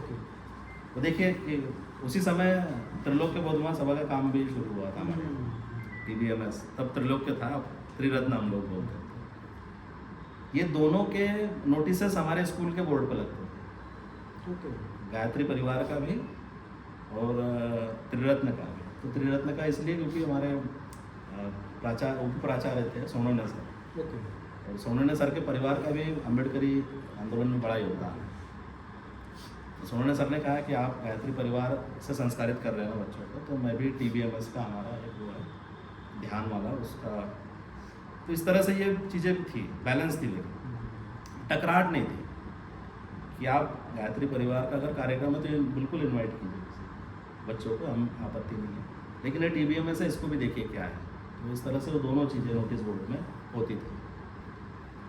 मैं मेरे दोस्त भवानी शर्मा और दीपा शर्मा के साथ गायत्री परिवार में आया, और गायत्री परिवार में जो गायत्री मंत्र सिखाना तो सिखाती थी हमको, एक थी गायत्री परिवार की, वो बहन जी लोग बोलते थे हम। तो वो पूरा एक तरह से जिस तरह से एक ब्राह्मणिकल संस्कार हो सकता है वो सारी चीज़ों में, कि कैसे बोलना है, क्या करना है, मंत्र कैसे जाप करना है। तो मैं भी गायत्री मंत्र पढ़ने के लिए तो उनके सामने, फिर इन दोनों के साथ में जब मेरे अपने मित्रों के साथ में जा रहा था, तो उनको ये सवाल है कि ये कौन है, क्योंकि ये लोग तो अपना बता देते थे कि मैं भवानी शर्मा, मैं दीपा शर्मा, उनका संदीप सर, हाँ तो ये कौन है संदीप। एक भ्रम बन गया था उसके तरफ, ठीक है ये भी शर्मा ही होगा, फिर और क्या होगा, हाँ देख लेते हैं। मतलब एक तरह से आपका ऐसा ये हाँ काफ़ी मतलब इसमें वेरियस कल्चर्स ऐसा लगता है कि को एग्जिस्टेंस था वहाँ। हाँ मतलब विपरीत क्या बोलते हैं कि मतलब जीवन शैलियाँ, हाँ। लेकिन एक साथ थी वहाँ पे। और सर आपने मुझे ऐसा याद है कि भूसावल एक और चीज़ के लिए बहुत ज़्यादा महत्वपूर्ण भी रहा है, आपने बताया था वो कि अम्बेडकरी आंदोलन में जो पैम्फलेट्स होते थे, हाँ, जो मैगजीन्स होती थी, जो बाइलिंगुअल ईयरली, तो वो बॉम्बे से नागपुर या बॉम्बे से यहाँ कैसे आती थी, ड्राइवर्स अपने जो होते थे वो कैसे लेके आते थे। तो उसमें आपने जो पहली बार बताया था तो मुझे लगा कि रेलवे में खास करके हमारे लोग जो आंदोलन से जुड़े हुए हैं, तो वो साहित्य के प्रति कितना ज़्यादा सीरियस थे। तो वो मतलब ड्यूटी के समय पे भी मतलब वो पढ़ते थे, और वो साहित्य यहाँ अगर कुछ नया छपा है, बॉम्बे में कुछ हुआ है या कुछ निकला है तो वो लेके आए, तो उसके बाद संभाल के रखा। बाबा साहब ने देखिए अपील की थी कि मराठी के जो उनके सारे अंक हैं, वैश्विक भारत, मूक नायक के पुराने अंक, वो चाहते थे कि उनके समय में, लेकिन 56 में बाबा साहब का परिनिर्वाण हो जाता है, लेकिन उन्होंने एक नोट दिया था कि यदि किसी के पास ये अंक है तो वो ला करके दे, हम इसको फिर से जो है वो ये करेंगे। बाबा साहब की इच्छा थी वो कि मराठी में जो इतना कुछ लिखा गया था अंक थे लोगों के पास, लेकिन ये सूचना लोगों तक नहीं पहुंच पाई थी किसी कारण से। आप हमारे जितने भी मराठी की जो अम्बेडकरी स्वकथन जैसे आत्मकथा कहते हैं, उसमें देख लीजिए गांव-गांव में लोग जनता का वेट करते थे, जनता आने का, और जनता को फिर उस तरह से पढ़ा जाता था। वो कोई एक पढ़ता था, बाकी सब लोग सुनते थे, क्योंकि सब तो नहीं पढ़ पाते थे। भुसावल में जो मैं सोनोने सर की बात आपसे कह रहा हूँ, उप प्राचार्य हमारे स्कूल के, यानी हिंदी सेवा मंडल संत गाड़गे बाबा हिंदी विद्यालय के उप प्राचार्य मधुकर सोनोने सर। मधुकर सोनोने सर के जो ससुर थे इंजन ड्राइवर सावड़े साहब, तो ये थे नासिक, अभी नासिक में स्थायिक हो गए हैं। वो 40 गांव के रहने वाले थे, और वो रेलवे में ड्राइवर थे मध्य प्रदेश की तरफ। बीना, आपने सुना होगा बीना जंक्शन, और इंदौर से आसपास में जितने जंक्शन हैं वो वहाँ उन्होंने वो अंक संभाल के रखे थे। उन्हीं के जैसे और रेलवे के लोगों ने भी संभाल के रखे थे। मेरे पास तो उन अंकों के जो जिस पेपर में, जिस पृष्ठों में उन्होंने रखा था फाइल बना करके, वो फाइल के आखिरी वो भी बचे हैं कि कैसे फाइलिंग की थी उन्होंने उन अंकों को संभाल के रखने में। यानी बाबा साहब अम्बेडकर की पत्रकारिता, उसको बचाए रखना, उसको संग्रहित करना, और बाबा साहब अम्बेडकर के प्रभाव में निकाले गए, बाबा साहब अम्बेडकर के मार्गदर्शन में निकाले गए। महाराष्ट्र से खानदेश में, जलगांव खानदेश में असौदे से निकलता था दलित भारत नाम का, बिराड़े गुरुजी निकालते थे। ये कौन से समय की बात है सर? साल ये सन 1945 के लगभग जो है, और खानदेश में मराठी पत्रकारिता, अम्बेडकरी मराठी पत्रकारिता में बिराड़े गुरुजी का बड़ा नाम था। तो बिराड़े गुरुजी ने जो है दलित भारत नाम से पत्र निकाला और उसे लंबे समय तक चलाया। और उन्होंने भी, देखिए, बिराड़े गुरुजी के परिवार ने भी आगे चल करके उस पत्र का नाम जो खानदेश में है, तो दलित भारत नहीं रखा, उसको प्रबुद्ध भारत उन्होंने भी किया था। खानदेश उसके नीचे में आता था, प्रबुद्ध भारत खानदेश। तो दलित भारत के अंक भी मुझे सोनोने सर से मिले 4-5 साल पहले, उन्होंने मुझे दिए। अरे बहुत उन्हें खुशी हुई थी कि मैं यूनिवर्सिटी में हूँ और मैं ये कर रहा हूँ। तो बोले तुम स्कूलिंग में जो थे उनको भी वो सारी याद आ गई। तू राम बनायचा म्हणे सतीश शर्माच्या सोबत। म्हणलं अरे सर आता थिएटर म्हणजे यानी थिएटर आपको करने की जो इच्छा थी उसमें अब वो एक अवसर मिला था। मैं खुद नहीं गया था, उन्होंने चुना कि आप आओ, यहाँ खड़े रहो और इसको बोलो। और मुझे एक चीज़ और लगी इसमें कि मैंने, अगर भाषा है तो भाषा तो अपने आप में करियर है। चाहे हिंदी पढ़िए, मराठी पढ़िए, संस्कृत पढ़िए, पाली पढ़िए, कोई भाषा आप पढ़िए उसे और उस पर एक अधिकार प्राप्त कीजिए, वो आपके लिए करियर है। बाबा साहब के पूरे चिंतन से हमने ये सीखा है कि जितनी ज़्यादा भाषाओं का ज्ञान, भाषाओं का अर्थ है कि आप भाषाओं पर प्रभुत्व हासिल करते हैं, इसका मतलब आप ज्ञान के बहुत करीब कहीं ना कहीं पहुंच रहे हैं। ये एक तो है, क्योंकि ये भाषा हमारी नहीं है। जिस भाषा में मैं आपसे बात कर रहा हूँ, ये जो लोगों को अब स्क्रीन पे दिखाई देगी, लोग सुनेंगे, मेरी भाषा नहीं है। जाहिर है कि ये मेरी भाषा नहीं है, जो सीखी हुई भाषा है, आत्मसात की हुई भाषा है, गढ़ी हुई भाषा में हम बात कर रहे हैं, क्योंकि उसकी आवश्यकता है लोगों को। आपकी भूसावली है। हाँ, लेकिन मूल भाषा जो है मेरी, जो जिस तरह से बस नागराज मंजुले ने अपने इसमें दिखाया था, जो कौन सी इसकी झुंड आई थी, झुंड में नागपुर के अपने बस्ती की भाषा, तो वो उसी तरह वो भुसावल के कंडारी प्लॉट की अपनी एक भाषा है। और उस भाषा में तो मैं आपसे बात नहीं कर पा रहा, मैं कर रहा हूँ अब एक अवगत की हुई, जिसको हमने परिश्रम से प्राप्त किया है, कैसी भाषा। दलित भारत ने मराठी में और बहुत उत्तम तरीके से निकलता था दलित भारत। बाबा साहब के जो भी पॉलिटिकल एंगल को रिप्रेजेंट करना हो खानदेश में, तो दलित भारत के माध्यम से किया जाता था। और यही दलित भारत जो है, उसके माध्यम से आप देखिए कि रेलवेज में क्या पोस्ट है, कहाँ काम कर सकते हैं, कहाँ से ट्रैक जाने वाला है, आपको कैसे आना है, लोगों को इस तरह से लाया जाता था गाँव से। एक कलेक्टिव काम था, एक मिल करके लोगों ने काम किया था इस रूप में कि गांव छोड़ करके लोग शहर में आने शुरू हुए और रेलवे में अकोमोडेट हुए। यानी मेरा परिवार, चाहे पिताजी का हो, माँ का हो, ये भी रेलवे में अकोमोडेट हुए, इसलिए हमारे सामने भी एक नया रास्ता खुला आगे कि हम अब भुसावल से आगे जाने के लिए सोचें Yes. कि उससे भी आगे जाए। रेल वे में हम में से बहुत अच्छे साहित्यिक भी निकले, जैसे मुझे याद है कि हम लोग त्र्यंबक सपकाड़े बात कर रहे थे ट्रांसलेशंस करना, जो कि होगा कभी ना कभी। हाँ। लेकिन आप मुझे एक बहुत ही अचंभित वाला करने वाला किस्सा बताते, एलिनोर एलियट जब हाँ। त्र्यंबक सपकाड़े सर को वक्त नहीं था तो इंटरव्यू के लिए उन्होंने बोला कि मैं मेरे ड्यूटी वाली ट्रेन पे आप आ जाइए। ये उनका जो रूट था, पहले से बताइए सर। त्र्यंबक सपकाड़े को तो हम सब जान रहे हैं कि मराठी दलित कविता में जब वो पहला एक 2 मिनट का ब्रेक।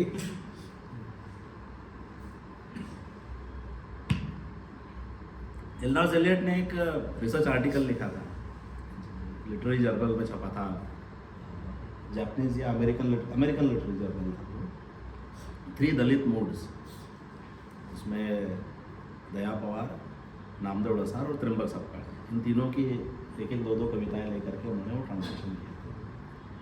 मैं यूनिवर्सिटी में जब पढ़ने आया वर्धा में, तो हिंदी में हमें पढ़ा रहे थे प्रोफेसर नंदकिशोर आचार्य, और वो थे फिलोसफी के, लेकिन वो पढ़ाते हुए वो लिटरेचर, चूँकि हिंदी साहित्य के कवि भी हैं, तो पहला ही इंट्रैक्शन था तो उन्होंने पूछा सबसे नाम अपने, तो मैंने भी अपना नाम बताया। क्या नाम बोले तुम्हारा? मैंने कहा संदीप सपकाड़े। तो वो थोड़ा रोके, बोले सपकाड़े, बोले कोई कवि है? बोले पता है क्या? बोले आपके घर में या आपके परिचित में कोई कवि? मैंने कहा सर नहीं, मुझे तो कुछ नहीं पता क्योंकि मैं जस्ट बिल्कुल एमए में यूनिवर्सिटी में पहुंचा ही था पढ़ने के लिए, और उनकी क्लास अटेंड करते हैं। नंदकिशोर आचार्य बड़े कवि है हिंदी के, अच्छे दार्शनिक है और गांधीवादी है उस तरह से। तो मुझे स्ट्राइक हुआ कि मैंने सर तो सपकाड़े कोई कवि है क्या? मुझे भी आश्चर्य था कि ये सपकाड़े कौन कवि है भाई। मैं तो जितने भी देखा है यहाँ पर वो तो रेलवे में काम करने वाले इस तरह से लोग। उन्होंने कहा नहीं है, आप खोजिए, लेकिन मैं भी आपको बताता हूँ।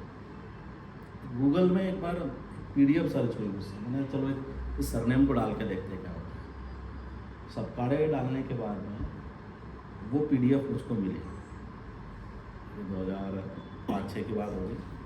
पूरा कंप्यूटराइज रूम था यूनिवर्सिटी का, लेकिन वो डेटा में, और जे स्टोर हमको मिल गया था, जे स्टोर से एक्सेस था लाइब्रेरीज का। तो उसमें एलिनोर एलियट का ही वो लेख मिला, 3 दलित मूड। उसमें त्र्यंबक सपकाड़े का वो देख करके नाम, मैंने यार कभी लिटरेचर पढ़ने, मैं हिंदी साहित्य, चूँकि हिंदी साहित्य पढ़ने आया था, लेकिन उस समय मुझे लगा कि यानी मैं हिंदी साहित्य का विद्यार्थी हूँ, हिंदी साहित्य पढ़ रहा हूँ, लेकिन इतना बड़ा अम्बेडकरी साहित्य है मराठी में, उसको हमने देखा नहीं। यानी मुझे ही नहीं पता था कि त्र्यंबक सपकाड़े खानदेश में इतने बड़े, पूरे मराठी ट्रेडिशन में वो आधुनिक मराठी अम्बेडकरी साहित्य में बड़ा नाम है, जिनका वो ट्रांसलेशन है।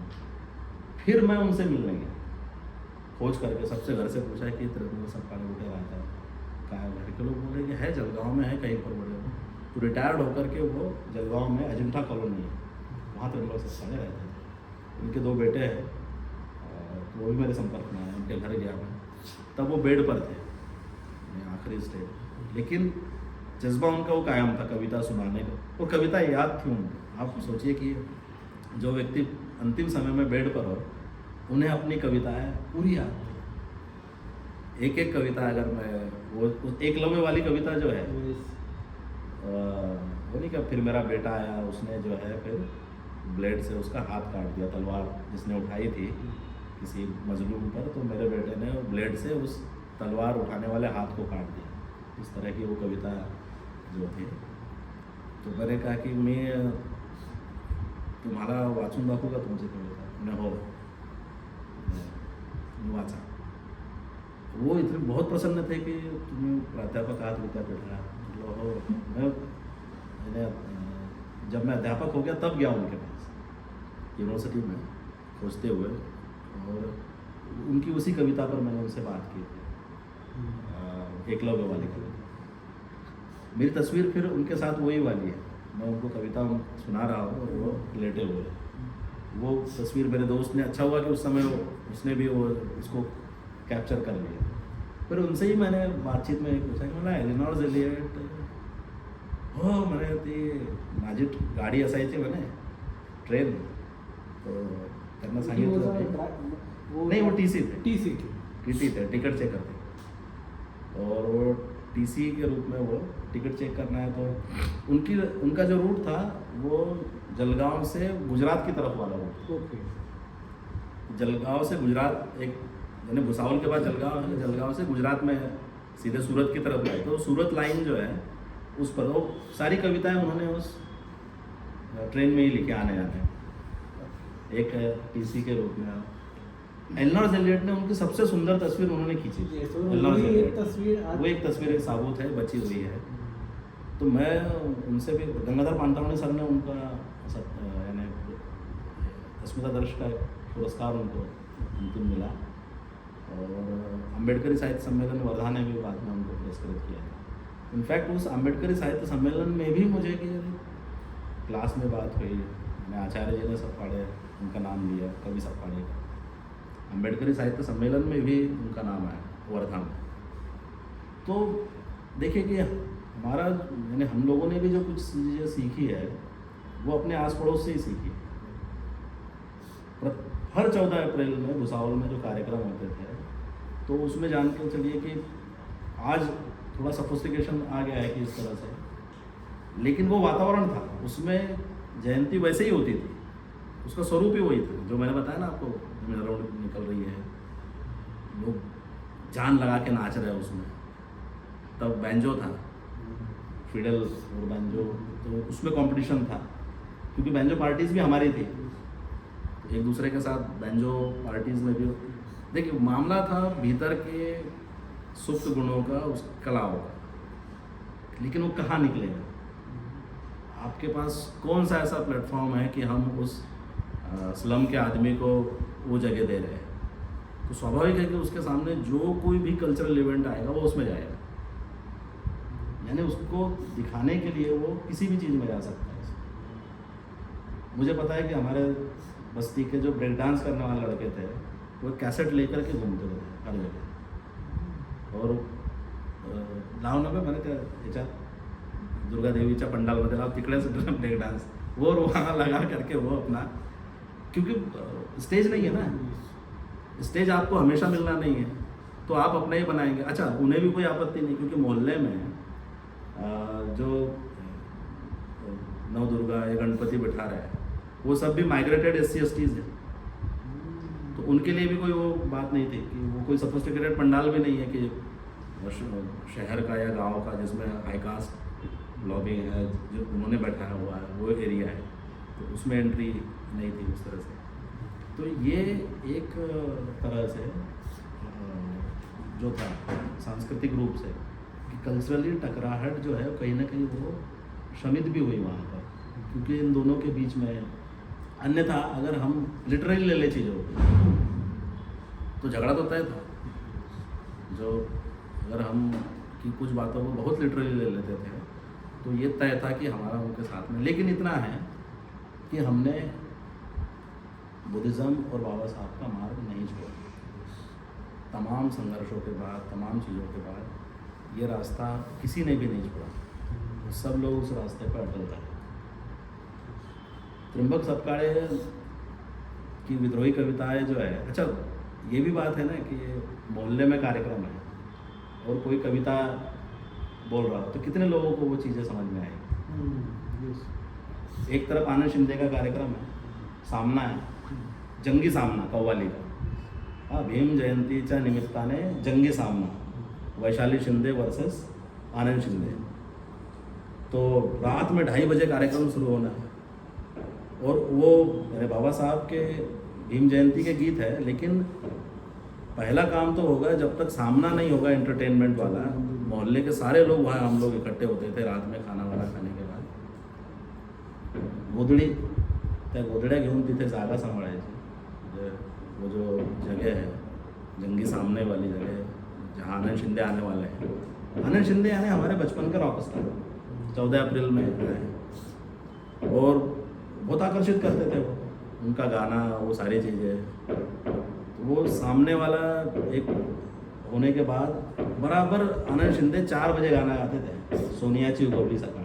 सुबह 4 बजे कि अब जो है उनकी ट्रेन है 1 घंटे बाद में, तो वो बराबर वही सोनियाची उगवली सकाळ वाला गाना सुबह सुबह जैसे ही सूर्य निकलता, सूर्य की हल्की सी लालिमा आती थी, वो सोनियाची उगवली सकाळ गा करके सबको बोलते थे जय भीम।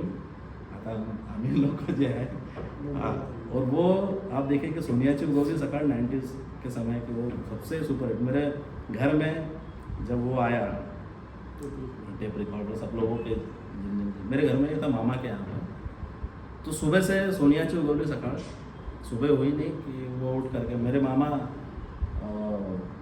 नारायण यशवंत खंडेराव, वो रोमन रिंग के प्लेयर थे, यानी रोमन रिंग एथलेटिक्स में बहुत डबल बार और रोमन रिंग, वो अद्भुत उनका फिजिक था।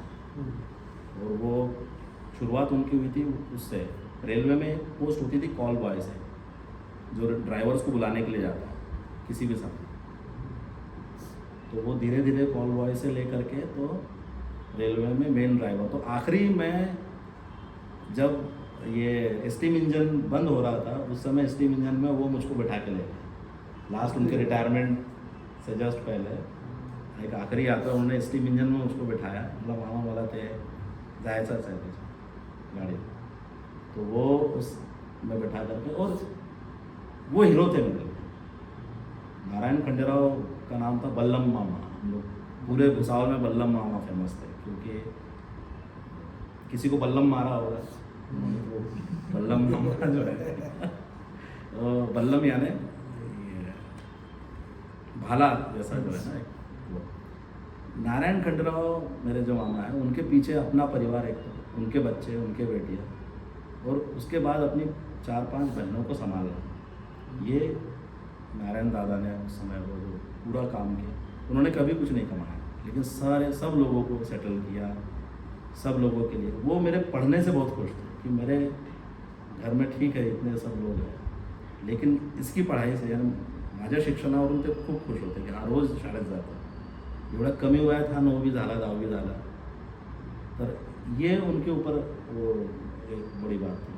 वो सुबह उठ करके आप देखें कि जैसे नहाने के बाद में लोग भगवान के लिए अगरबत्ती और वो लगा, वो सुबह उठते बराबर उनका वही काम था, नहाने के बाद में बाबा साहब भगवान बुद्ध को वो अगरबत्ती लगा करके, वो हाथ जोड़ करके फिर वो अपने रेलवे के ट्रेन पर निकलने के लिए निकलते थे। वो ड्राइवर के पूरे उसमें बड़ी पेटी उनकी होती थी साथ में, और वो जहाँ कर इगतपुरी विशेष जाते थे, इगतपुरी मुंबई यहाँ से, तो आते समय वो कुछ ना कुछ किताब और वो सब चीज़ लेकर के आते थे उस बॉक्स में।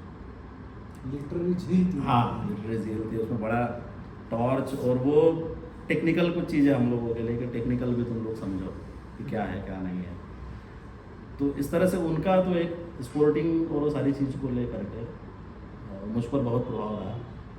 वो बोलते नहीं थे, लेकिन उनको इतना अच्छा लगता था कि मैं किसी सभा में कहीं पर कुछ बोलने खड़ा हो जाऊँ। मुझको जो पुशअप किया उन्होंने 9th से कि जा, मैं एक बार BSP के स्टेज पे खड़ा होकर के मैंने भाषण दे दिया, मेरे मोहल्ले सब जगह बात हो गई, अरे तुम्हारा भांजा क्या बोलता, बोले भाई, बोले मामा तुम्हारा भांजा बहुत जो बोलता ना, बोले तुमने सुने कि नहीं, बोले उसको, बोले हाँ मेरा भांजा ऐसा बोला क्या, मग ती शाबाशी मिळायची नाही ना वो घर पे आने के बाद, अरे वाह तू त्या स्टेजवर बोलला, एवढे BSPचे लोक होते। फिर कभी किसी बुद्ध विहार में मैंने जाने के बाद में, मेरा जो चाचा का लड़का है गौतम सपकाळे, हमारे यहाँ सिंघली भिक्षु थे 40 बंगला वाले बुद्ध विहार में, 35 महाथेरो, और 35 महाथेरों से मेरे चाचा के बेटे जो है गौतम सपकाळे, उन्होंने सिंघली सीख ली थी। सिंघली सीखी, पाली गाथाएँ तो सारी सीखी, मुझे नहीं सीख पाया मैं, लेकिन बंते जी ने जब वर्षावास शुरू होता था तो बुद्धानिस धम्म, अब उनके सामने एक संकट था। उन्होंने कहा कि भगवान बुद्ध और उनका धम्म जो है वो कौन पढ़ेगा हिंदी में, तो गौतम ने बोला कि मेरा भाई है, वो स्कूल में, हिंदी स्कूल में ही है वो। तो बंते जी ने कहा बुलाओ उसको। तो 9th में मैं बिहार में पहली बार मैंने डॉक्टर बदंतानंद कौशल्यान की वो किताब देखी, बाबा साहब की का अनुवाद जो उन्होंने किया द बुद्धानिस धम्म का, और मैं फिर वो माइक पर भगवान बुद्ध और उनका धम्म हिंदी में पढ़ने लगा। वो पढ़ते हुए ही गुरु अंतिम जी ने कहा कि अब तुम हर रोज आओ, इसको जब तक का ये वर्षावास चलेगा इसको हमें पढ़ना है, इसको पूरा खत्म करो। तो जो श्रीलंकन्स आते थे भुसावल में, पहले श्रीलंकन्स या और लोग जो है सीधे फ्लाइट से नहीं जाते थे औरंगाबाद, अजंठा पास में है ना हमारे, भुसावल से मात्र 40 किलोमीटर दूर पर है अजंठा। अजंठा जो है it is a part of Khandesh, लेकिन चूँकि मराठवाड़ा को इस तरह से एक वो था कि वो औरंगाबाद हब बने वो सारी चीज़, तो कहा जाता है कि वो औरंगाबाद भुसावल के सबसे करीब है, मात्र 40 किलोमीटर दूर औरंगाबाद अजंठा की गुफा है। अजंठा को खोज के बाद में अजंठा में जिन्होंने पेंटिंग्स बनाई और बकिंगम पैलेस भेजी, मेजर रॉबर्ट गिल, वो भुसावल में रहे लास्ट समय। उनका कब्र भी वहाँ पे, उनके वो कैथोलिक कब्रिस्तान में मेजर रॉबर्ट गिल की आज भी उनकी वो कब्र है वहाँ, हमारे यहाँ के कैथोलिक इसमें। और मेजर रॉबर्ट गिल का ऐसा था कि उनका जो प्रेम था अजंठा पर वो इतना अद्भुत था। आपने तो उनकी स्टोरी देखी होगी, अजंठा फिल्म में मराठी में, हालांकि वो वाकई वो उपन्यास है दरअसल मराठी का, पारो और उनके प्रेम का कहानी पर नादो महानोर ने वो उपन्यास लिखा। मेजर रॉबर्ट गिल की मृत्यु भुसावल में ही हुई, और एक ऐसे यानी अंतिम समय में उनको कोई नहीं पहचान रहा था। अंतिम समय में अपने ही जो अम्बेडकरी लोग हैं, जो अपने मूवमेंट से जुड़े हुए हैं, उन लोगों ने ही मेजर रॉबर्ट गिल को पहचाना है कि ये अजंठा के खोज करने वाले अंग्रेज ही है, ब्रिटिशर्स। तो बाद में उन्हें वो अस्पताल तक का ले जाने में वो सारी भूमिका हमारे लोगों की। लिम्पस क्लब के आसपास ही कहीं वो अंतिम समय में हाँ उनकी डेथ हुई, और वो एकदम अजनबी की तरह मिले, वो उनकी लाश जो मिली, बड़ी ट्रेजिक बात थी। लेकिन वो उन्होंने भारत नहीं छोड़ा, यानी अजंठा को नहीं छोड़ा उन्होंने। उनसे कहा भी गया था, उनके परिवार में उनकी पत्नी चली गई तो लंदन आने के लिए कहा गया, लेकिन वो नहीं गए।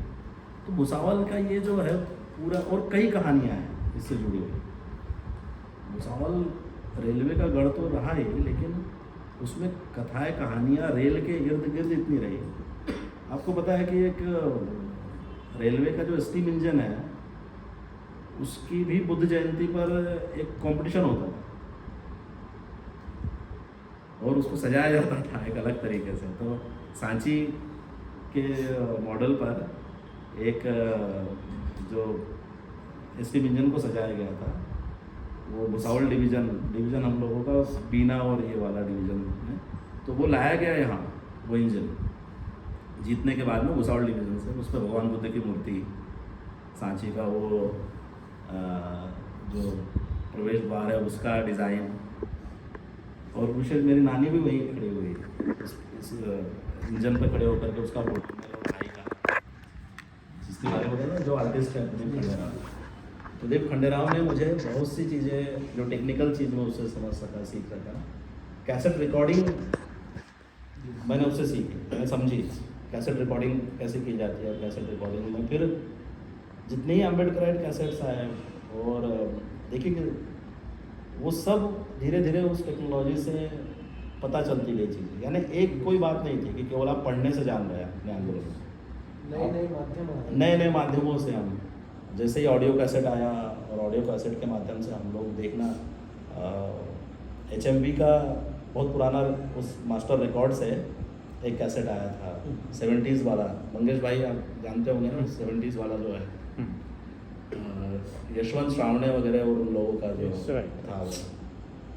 तो इस तरह से धीरे धीरे वो बातें जहन में आती गई, और आंदोलन को समझने में, दरअसल आंदोलन को एक ही समय में तो नहीं समझा जा सकता, और अपना विचार भी क्या है, ये तो धीरे धीरे ही एक व्यक्ति जो है इस प्रक्रिया से गुजर करके इसको जान और समझ सकता है। और ये बहुत ज़रूरी है सर कि उस समय में कैसा था और आज कैसा है, तो ये जो डायलॉग होता है, हाँ। ये डायलॉग चलते रहना चाहिए, क्योंकि जो हुआ है वो अभी तो हो नहीं सकता है, लेकिन अभी हम क्या कर सकते हैं। तो इसके लिए आप मतलब वर्धा से यहाँ आए, और हमारे लिए ये काफ़ी एक ट्रीट है, एक फेस्टिवल जैसा ही। मुझे तो एक फेस्टिवल जैसा ही एक जितना भी समय आपने मतलब बात किया एक फेस्टिवल जैसे लगा, ताकि क्योंकि हम लोग अभी एक मोनोटोनस लाइफ, बहुत सारी चीज़ें लेकिन लाइफ मतलब मोनोटोनस हो गए, और इसमें हो ऐसा गया कि we have lot of information but we do not have substance in that. तो सब्सटेंस के लिए, क्योंकि हमारा लाइन ऑफ वर्क यही आंदोलन ही, किताब हो या बात करना हो या किसी और तरह का डॉक्यूमेंटेशन हो, लेकिन कहीं ना कहीं हम सब में ये धागा हुआ है कि बाबा साहब का एक विजन है, एक आंदोलन का कुछ तो है।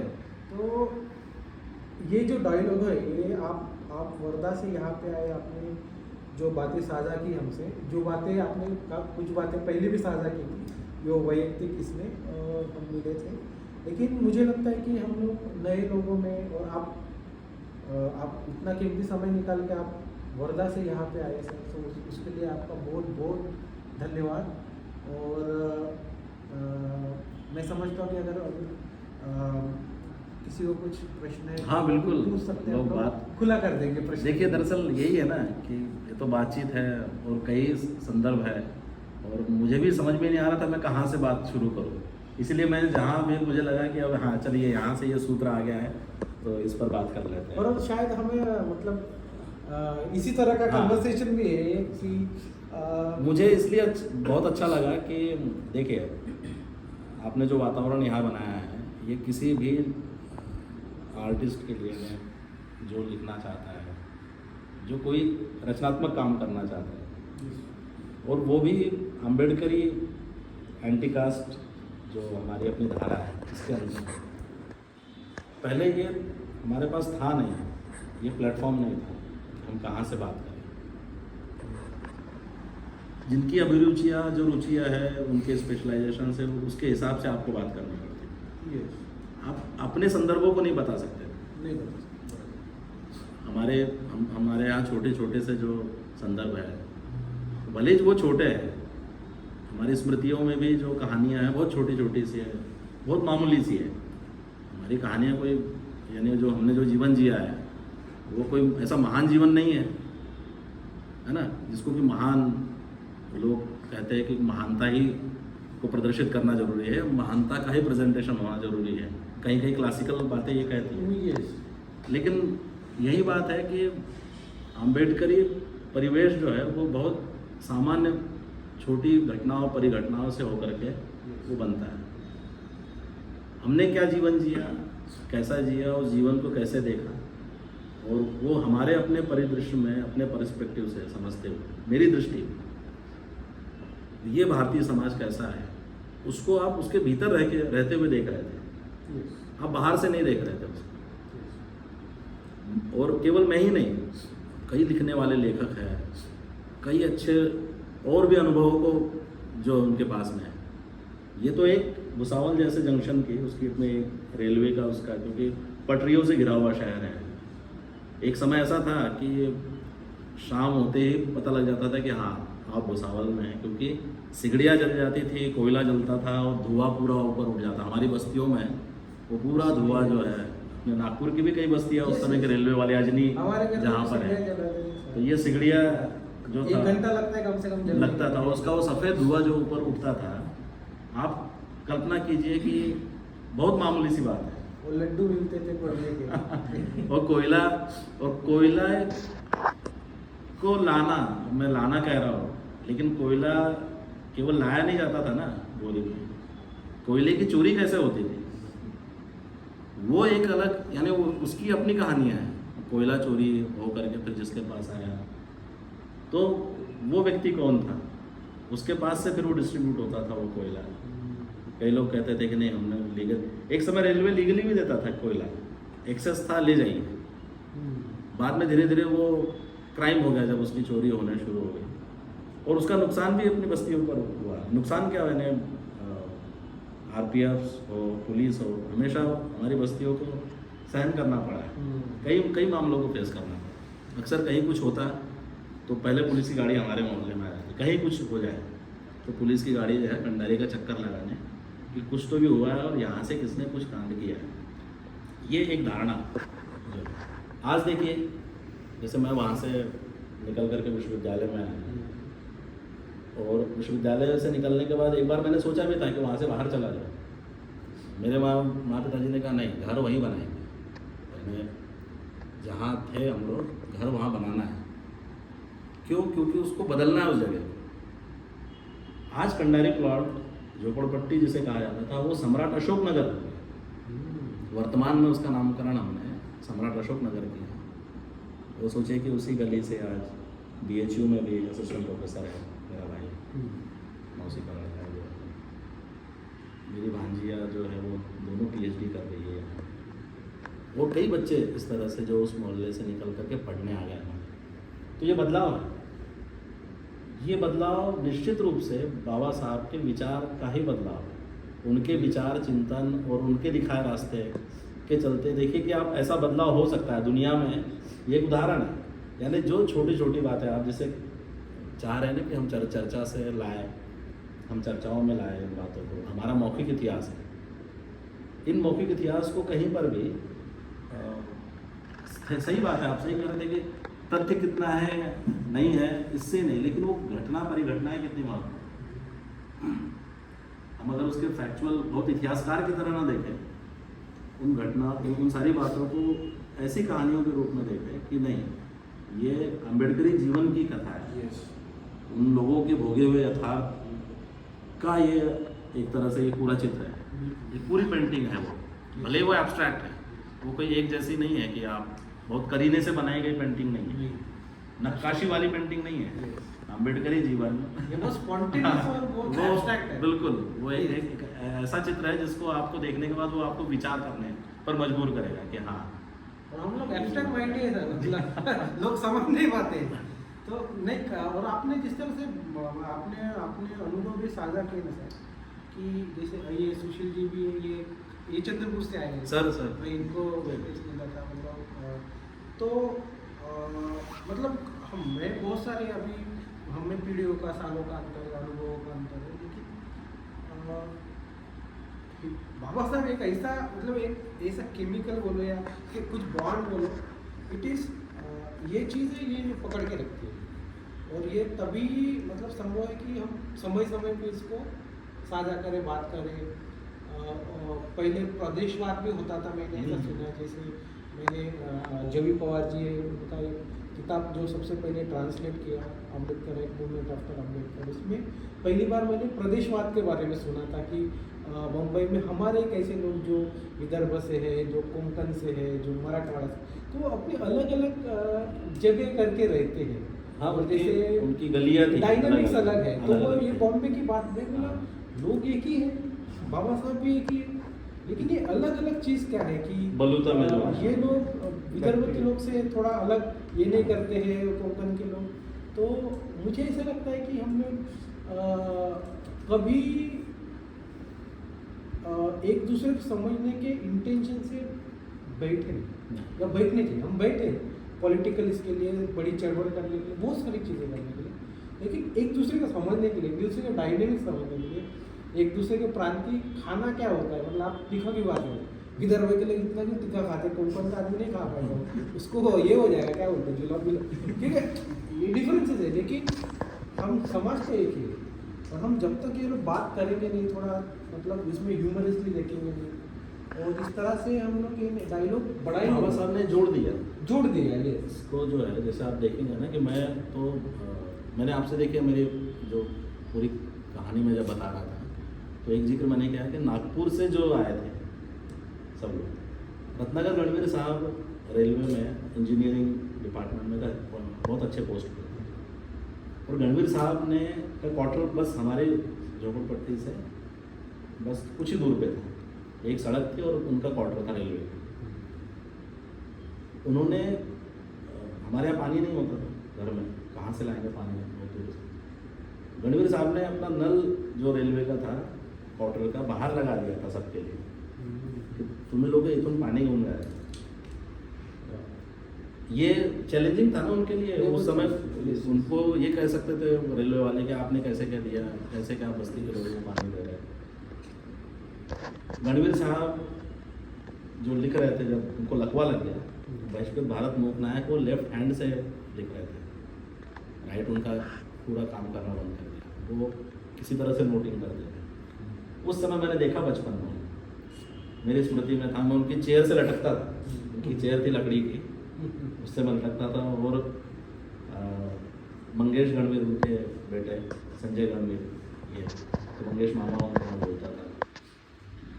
मेरी माँ, मैंने बताया ना कि बुद्ध विहार में जाने के कारण जो नागपुर के पूरे परिवार, उनसे हमारा जो जुड़ाव है, कनेक्शन। इनफैक्ट मेरा नामकरण नागपुर वालों ने किया था शुरुआत में बिहार में जब हुआ, और इतना क्लोज रिलेशन नागपुर के साथ में, परिवारों के साथ में, कि हमारा आना जाना होता था यहाँ। कॉटन मार्केट, आप अपना रेलवे स्टेशन के बगल में कॉटन मार्केट है, संतरा मार्केट, वहाँ जो लोखंडे परिवार है, तो वो मेरे मामा जैसे सगे मामा हैं, उसी तरह से लोखंडे परिवार हमारा हो गया था। सुरेश विठल लोखंडे ये रेलवे में गार्ड थे, बाद में वो नागपुर ही आ गए। उनका जो बेटा है पंकज लोखंडे और मैं, हम दोनों बिल्कुल भाई भाई की तरह। वो भी अकेला ही था, मैं भी अकेला था, लेकिन वहाँ रहते हुए और उन्हीं के साथ में जैसे बिहार में जाना है, एक्टिविटीज़ हो रही है, कहीं कोई लेक्चर है, भाषण है, तो वो अटेंड करने जाना है। नागपुर से कई लोग आते थे, भुसावल में सर्विसेज में भी थे नागपुर से लोग, और उन्होंने अम्बेडकराइट बुद्धिस्ट मूवमेंट को नागपुर के लोगों ने वहाँ एनरिच किया हमारे यहाँ भुसावल में। यस, भुसावल के सारे बिहारों में की एक्टिविटीज़ भी जो है नागपुर से आने वाली, और खानदेश से जो लोग हैं वो इन्वॉल्व उस तरह से रहे। जैसे खानदेश का जो पॉपुलेशन, मैंने कहा था ना, इंडिपेंडेंस लेबर पार्टी ज़्यादातर पॉलिटिकली जो है वो रिलीजियस, फिर बाद में नागपुर के साथ साथ बिहार में आकर के फिर वो हुआ है। और फिर 40 गाँव में, दुलिया में, हर जगह बुद्ध विहार का आना बनना, वो इंट्रैक्शन, क्योंकि दीक्षा भूमि सबसे महत्वपूर्ण हमारे लिए थी, हम सभी के लिए, भारत के सभी बौद्धों के लिए। अब तो भारत के बौद्ध क्या कहेंगे, अब दुनिया के बौद्धों के लिए अब केंद्र है दीक्षा भूमि। तो ये जो अलगाव कहीं दिखता है साहित्य में भी पुराने उस समय वाले में, तो वो अलगाव अब मुझे नहीं लगता कि वो था उस तरह से कहीं। वो लोगों ने अपने से क्रिएट किया था, बस मानसिक एक था, पॉलिटिकली भी ये था, बस पॉलिटिकल डिसएनफ्रेंचाइजमेंट मतलब ये हुआ। हाँ, तो वो उसका एक रिएक्शन था, बिल्कुल। लेकिन मुझे लगता है कि लोगों ने अपनी तरफ, अपने मतलब ह्यूमन लेवल पे हाँ, वो जुड़े रहे, और शायद मतलब वही है कि जो भी लोग लिख पाए, क्योंकि पॉलिटिक्स एक अलग चीज़ था, साहित्य दूसरी अलग चीज़ थी। तो साहित्य में हमें दिखता है कि साहित्य में मतलब हमारे अनुभव लगभग एक थे, हमारा एंग्स्ट एक था, हमारे मतलब आक्रोश एक था, हमारे विजन एक थे, ड्रीम्स थे, मतलब पढ़ाई के लिए दो जगह। तो कहीं ना कहीं एक सिमिलरिटी थी। तो वो बाबा साहेब के सो आंदोलन, अगर एस्पिरेशन तुम्हारे जीवित है तो मतलब चळवळ जीवित है अभी तक, तो उसका ऐसा अर्थ हम लगा सकते हैं। तो मतलब ये काफ़ी 1-1.5 घंटा शायद बहुत हो गया, और मतलब ट्रीट है हमारे लिए। लेकिन मुझे क्या पता, मैंने जो चर्चा करनी थी, बातचीत में जो बातें आई, उस तरह की आ पाई या उस तरह की आ पाई या नहीं, ऐसा कोई स्पेसिफिक उद्देश्य नहीं था। आपने जो बताया, मुझे लगा हम सबके लिए बहुत इंटरेस्टिंग है, बस मेरा अपना साझा करना था मुझे, और यही बहुत अनुभव। और मैं चाहूँगा कि ऐसे और भी लोग देश भर से, आप लोग जो कभी कोई आए तो जरूर चर्चा उनसे। बिल्कुल बिल्कुल, हमारा यही रहेगा। और मुझे लगता है अगर किसी को कोई प्रश्न, हाँ बिल्कुल, ऐसा कुछ नहीं, मैं भी ओपन